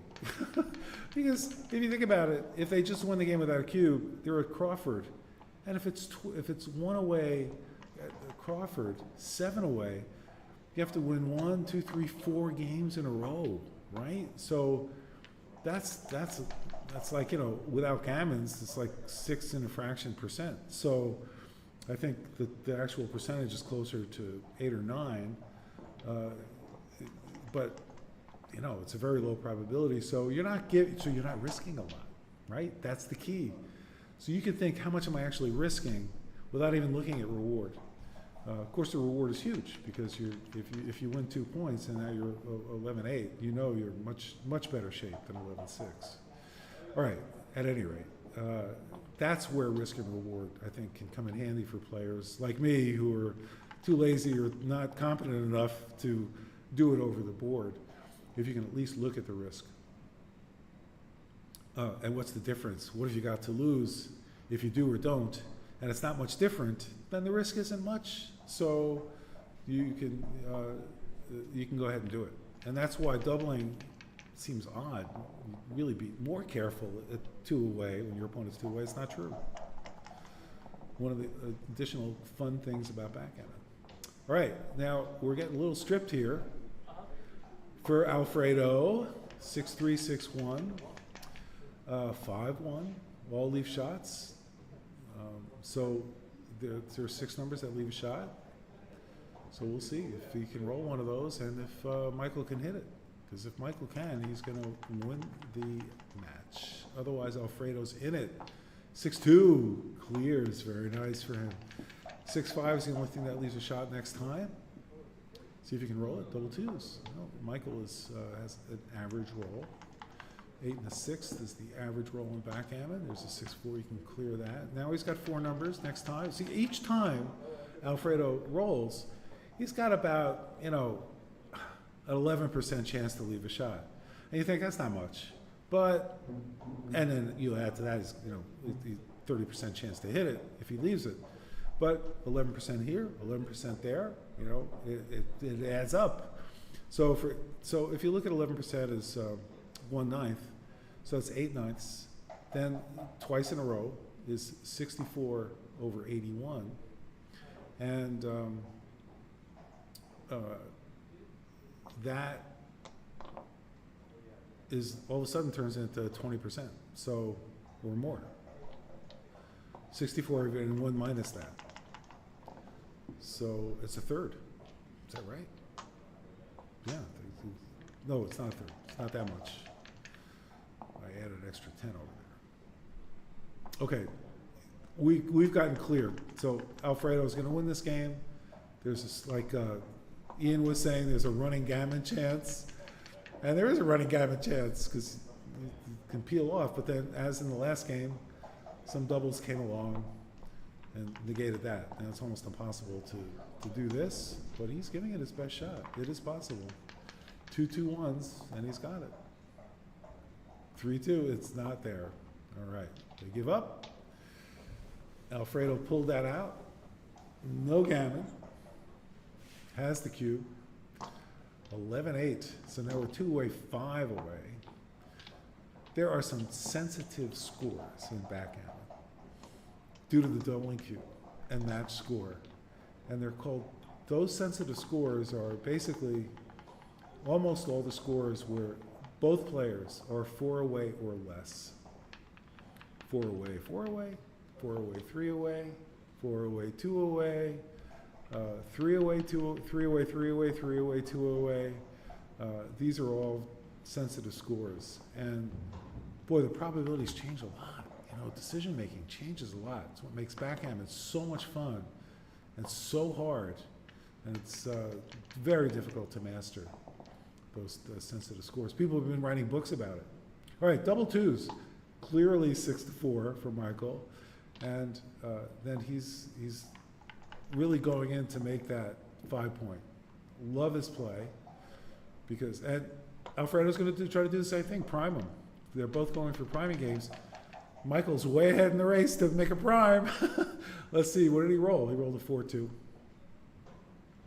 And he's thinking about slotting that, which is awesome. I mean, that's, really creative. Another thing he could do is make the 9-point. Another thing he could do is run out, distract his attention. This looks like a really nice play. It's just a distracting move. Now here, it's nice. The 4 comes. He can play 24-20 and hit, and that duplicates 6s. He leaves a lot of shots though, but he doesn't. He does care about getting gammoned. It's 2 away. So Michael's on roll, and he's got the 2-6, and he's got a choice of 6s. That's why he's thinking. But he's going to pick up the second checker, win the race equity. That provides. Michael rolls Alfredo rolls double 3s, which is a great roll. So he hits and covers, makes the bar point. Fascinating. All right, let's go. Michael comes back with 3-6, and he's probably going to want to hit in the 5-point. He's got a better board, Michael. 2 points versus 1, and if Alfredo doesn't hit this, it's pretty much game over. So this is not easy. And Michael not going to cube. He's going to play for a gammon probably, but he could have it. I don't know. You really got to be way ahead to cube in a situation like this. So he's looking. What does he do for a 4? I don't think there's any question. I mean, he looked at blocking the 6s, and it was smart for him to do that. You saw him hesitate. You might think, what's he waiting for? He covered his 5-point. But he was looking at blocking Alfredo's 6s, giving him the 2. But he decided not to do that, which I think was, right? 6-1. Don't hit. Just play safe. And wait for your double 6s. Alfredo does not want to get gammon, so he's definitely gammon save in this situation because he loses the match if he loses in gammon. So there are times when he can take much greater risks. This isn't one of them. And now Michael is thinking about the cube. He definitely is far ahead in the race. Alfredo is, he's going to get the cube back, right? That's the thing he's got to worry about. So if he doubles, he immediately is going to get the cube back. That takes away any gammon vigorish. So in other words, once he doubles, he doesn't need to win a gammon. Gammons have zero value to Michael. And Alfredo, seeing the cube at 2 means, oh, well, if he loses the game at 2, he loses the match, so we might as well turn it to 4.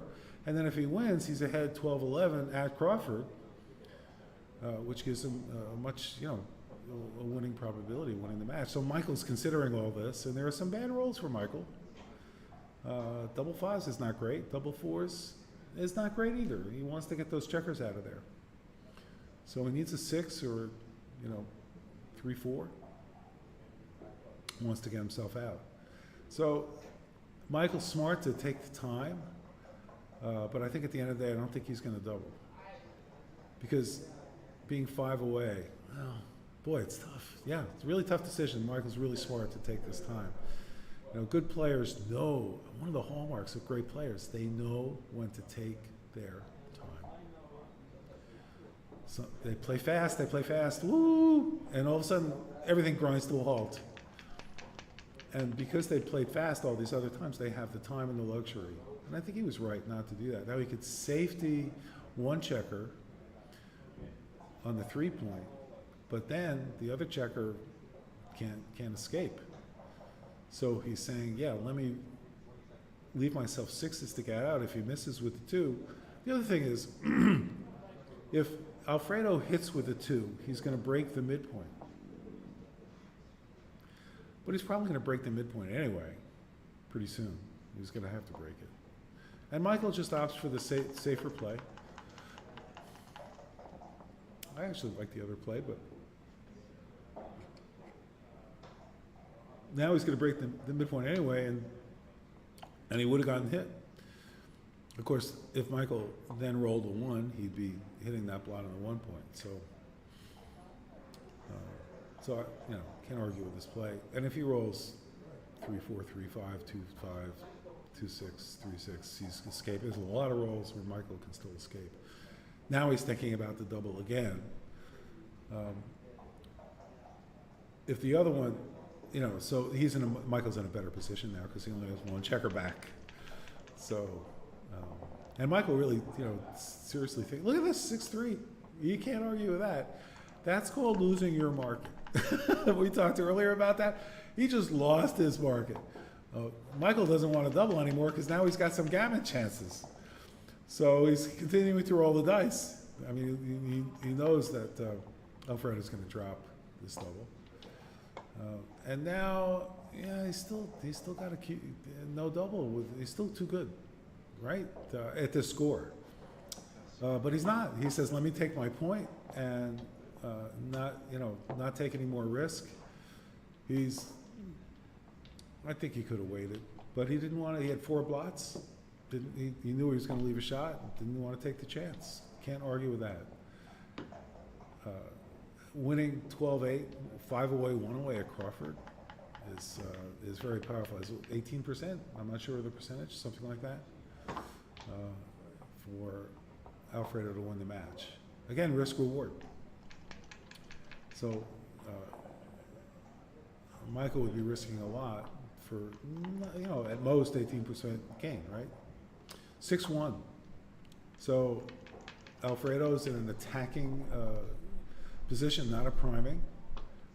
And so Michael does not want to get off the 1 point. He's going to bring 2 down. He can't risk being attacked at this point. So that's why he brings the 2 down. Michi has a great coverage on this, by the way. Double 5s, great roll. Now he has some priming potential where he didn't before, and Michael's in trouble. So there's a 3-5. This would be it's wide open, but Alfredo can't double. He can roll a 6-4 though. 3-2. Yeah, what do you do with this? What do you do with this? I like it. Bringing 2 down, very good. Not a lot of numbers hit. Is there 8 numbers? And 2-1 certainly isn't one of them. And he can bring, so what do you do with this? This is really something for Michael. You could bring the 2 down. Yeah, I think that makes good. I like it. He's giving lots of opportunities to block him in.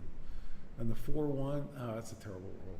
Can you believe it? All these opportunities, and gosh, that's just terrible. He may want to consider slotting something. Yeah. I mean, duplicating his 6s. He played that so fast. I guess he's able to analyze all those probabilities very quickly. All right, 6-1 is blocking in Alfredo. Boy, that bar point's so valuable for him. And re-roll cock dice. He rolled the same number. And isn't that a great roll? I mean, he really does need to come up. He's stuck. Michael needs 4s to come out, and he needs 4s to hit. So there's a little bit of duplication there, but the most important thing is he's just stuck back there. And, it's not going to get any better. So Alfredo had to take the chance. And he's got, 4 numbers that are going to, 6 numbers that are going to go and hit something. So maybe he can roll one of them. Maybe he did. Look at that.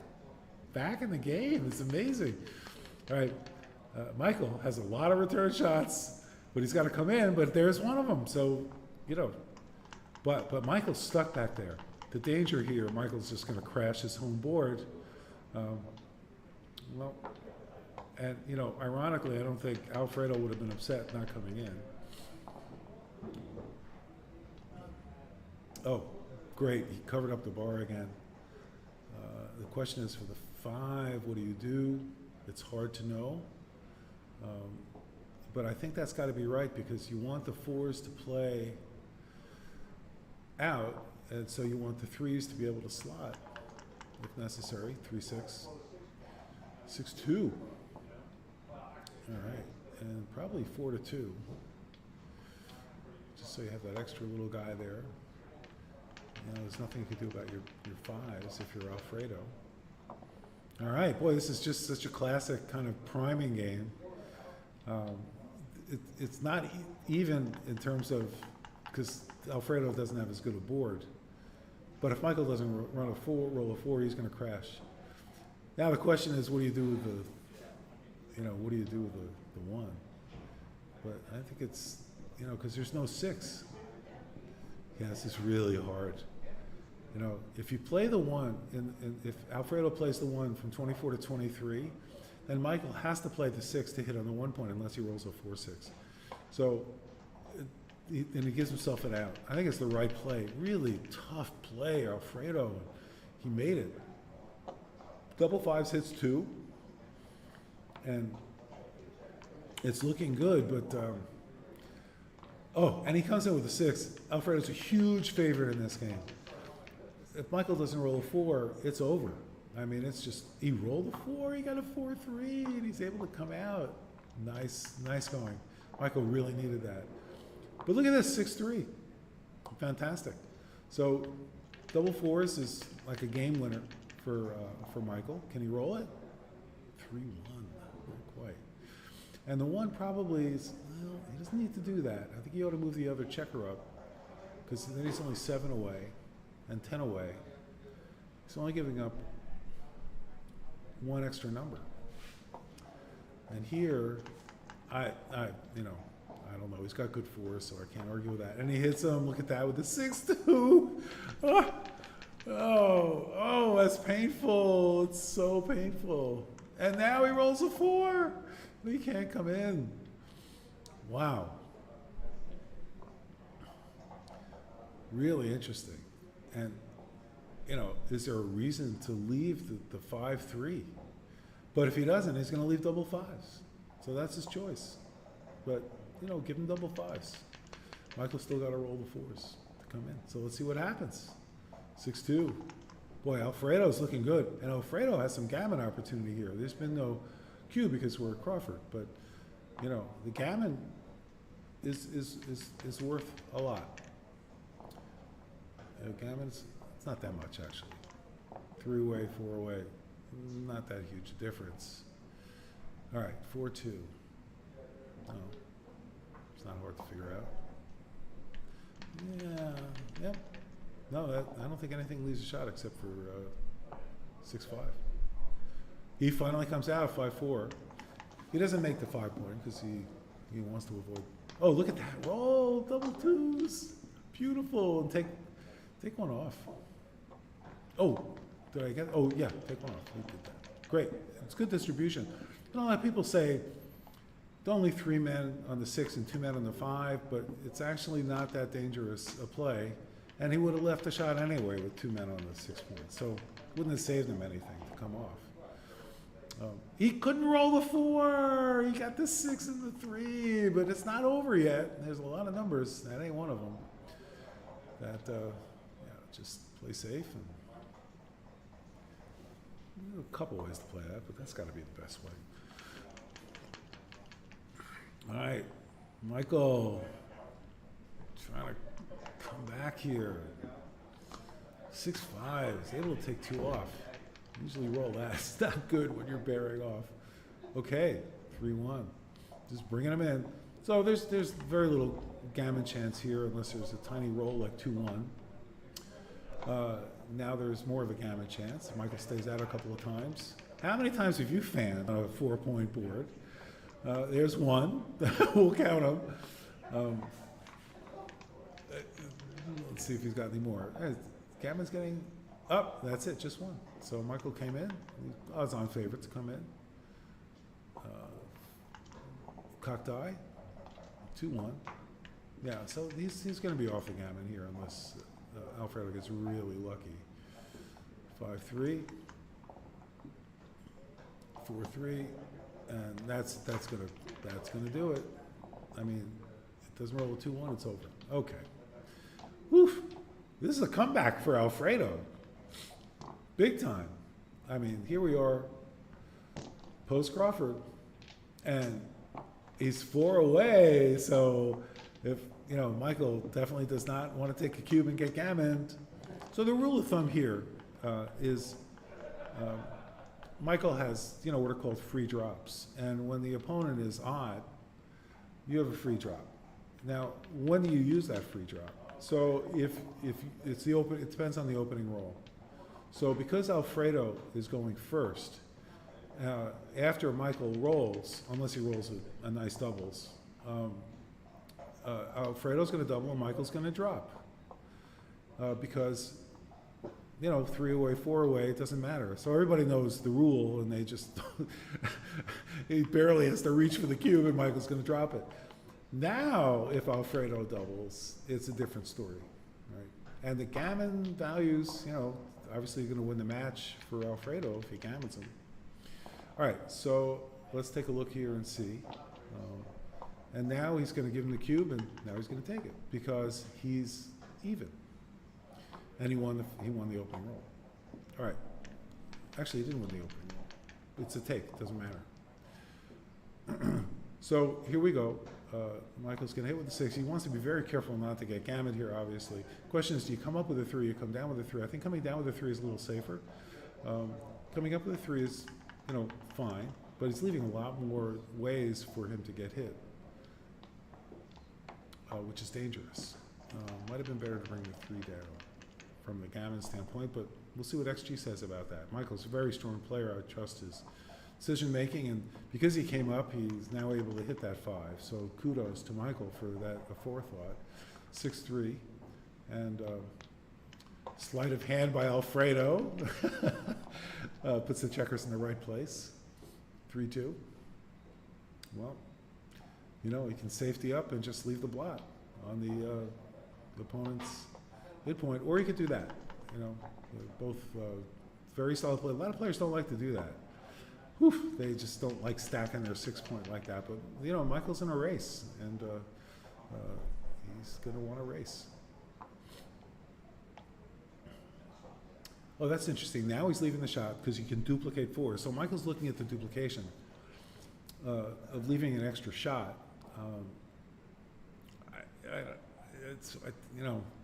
yeah, he wants to unstack, but why leave the extra blot there? You know, just do that. I mean, you know, you're leaving, 1-6 doesn't hit. So the other 7s, 2-5 is called for. So it's just, you're just giving up 4-3 on the 7. So it's only 13 numbers that are going to hit that. But here, you know, you've got 11, 12, 13, 14 numbers. And 4-5 hits 2. So that's a little scary. He's coming back. He's going to look it over. Oh, and look at that. There's no duplication here. And the problem is that Alfredo's got a better board. That's the problem. And that Michael has to watch out for. So really leaving one blot is what he wants to do and minimize the shots. And he ends up with, you know, what I think is the right play. And who knows? Did not hit it. He's going to slot the 5, make his home board. Very good. Michael is still not out of the woods. You know, a lot of numbers leave a shot here. 4-3, beautiful. So he makes another points, got landing spots. 4s and 5s play behind him, behind Alfredo. So if you're 3-4, you can play it safe and have a builder. 5-4, you can play safe and have a builder. Awesome. You know, it's great. 6-4. And meanwhile, so we're having this conversation, Alfredo's building a nice board for Michael, and Michael has no board. So we'll see what happens here. Michael build a board. And he's got 6-4, and he's, you know, he can't move a man from the midpoint without leaving a shot. Or, you know, so seems to be the only play. 5-1, look at that. Broken 6-point prime. He's got a 5 prime. Very nice.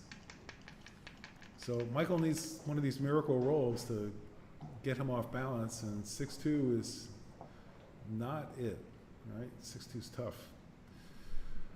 There is a way to avoid a shot. He could come off the 8-point, and he may want to consider doing it because, he really can't afford to leave a shot. But on the other hand, if you don't leave the shot, what the heck? But now there's some gammon chances here. Double 6s. What? Oh my God! Make the 1 point. This is amazing. Yeah. Wow. Michael was behind. He's really behind now. But Alfredo's going to have a tough time clearing that bar point. He's going to need another doubles that are 2s, 4s, or 5s to get out of trouble here. So we'll see if he can do it. Now, yeah, it's interesting. He's thinking about it. So what are his other alternatives? I don't know. Nothing wrong with making the 1 point. And it gives him more time, right, to find a solution to those checkers sitting on the bar point. I don't know what he's doing a count. You're way ahead in the race, dude. I mean, way ahead. You've got 7 crossovers. The other guy's got 10. Your home board distribution is better. Just off the bat, right there, you could tell that you're ahead in the race by quite a bit. 4-3. Yeah. Gee, I don't know. You're going to be stripped if you play to your 13-6, but what else are you going to do? You want to leave the blocks in place.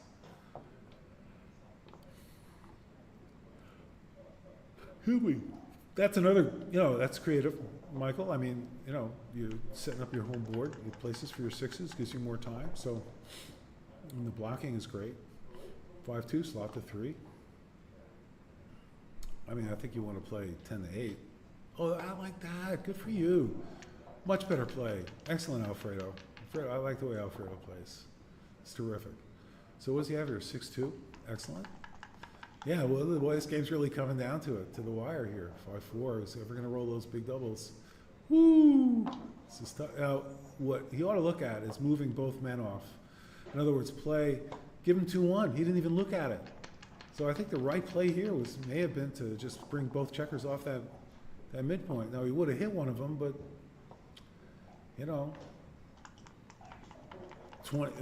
16 shots don't hit, and he'd be home free. So we'll see. Oh, I think that worked out. I like your play a lot better, Alfredo. Look at this, amazing. What a comeback. And Michael can get gammon. But either way, this is, they still have the sign showing Crawford. It's not Crawford. It's post-Crawford. And their time, they both have so much time. Oh, Michael is down to 6 minutes. Plenty of time. Boy, this really is just going on. So it'll be 12-12 after this. DMP, double match point. Unless Alfredo can win a gammon. Michael's got to come in. And there's some gammon, good gammon chance. Double twos, look at that. Now does he peel two more? Try to go for the gammon? Whew. Wow, this is tough. Yeah, he's gonna do it. He's going for it. Alfredo is going for the gusto. Oh my gosh. And Michael stays out. There's a lot of numbers though. 6-3, 5-4 works. And he's back to, this is genius play by Alfredo. Peeling off the 2-point, at least so far. Michael is staying out. He's not roll a 3. Double twos again. He could do it again. I don't think he needs to this time. Yeah, he's I don't know. He's off in 4, right? Is it a 5? He does want to take something off. He's off in 5. He's got 1, 2, 3, 4, 5, 6, 7, 8, 9. So it's 5 versus 5. It might have been right to peel. Look at that. It might have been right. It's so interesting. That position, love to see it in XG. Michael's got his work cut out. Usually I roll double 4s in this situation, but not now. 4-2, gets 2 crossovers. All right, it's unlikely now. Still possible. Oh, unlikely. It's very likely. So he's got 1, 2, 3, 4, 5 crossovers to get it. This is really tough. Wow, look at this. And double twos, and he wins the match on 2 sets of doubles. Incredible comeback by Alfredo Unes to beat Michael Neagu in the second round of the Masters Jackpot. Unbelievable comeback. Great job. Really great play by both players. And what an exciting finish to this very exciting, well thought out match by these 2 master backgammon players. Larry Shiller, voice of Backgammon, signing off for tonight. I think it's probably the last match of the night, and you'll join us tomorrow. I think you'll be watching me playing the doubles finals. Check us out on YouTube, Voice of Backgammon, on Twitch TV, Voice of Backgammon.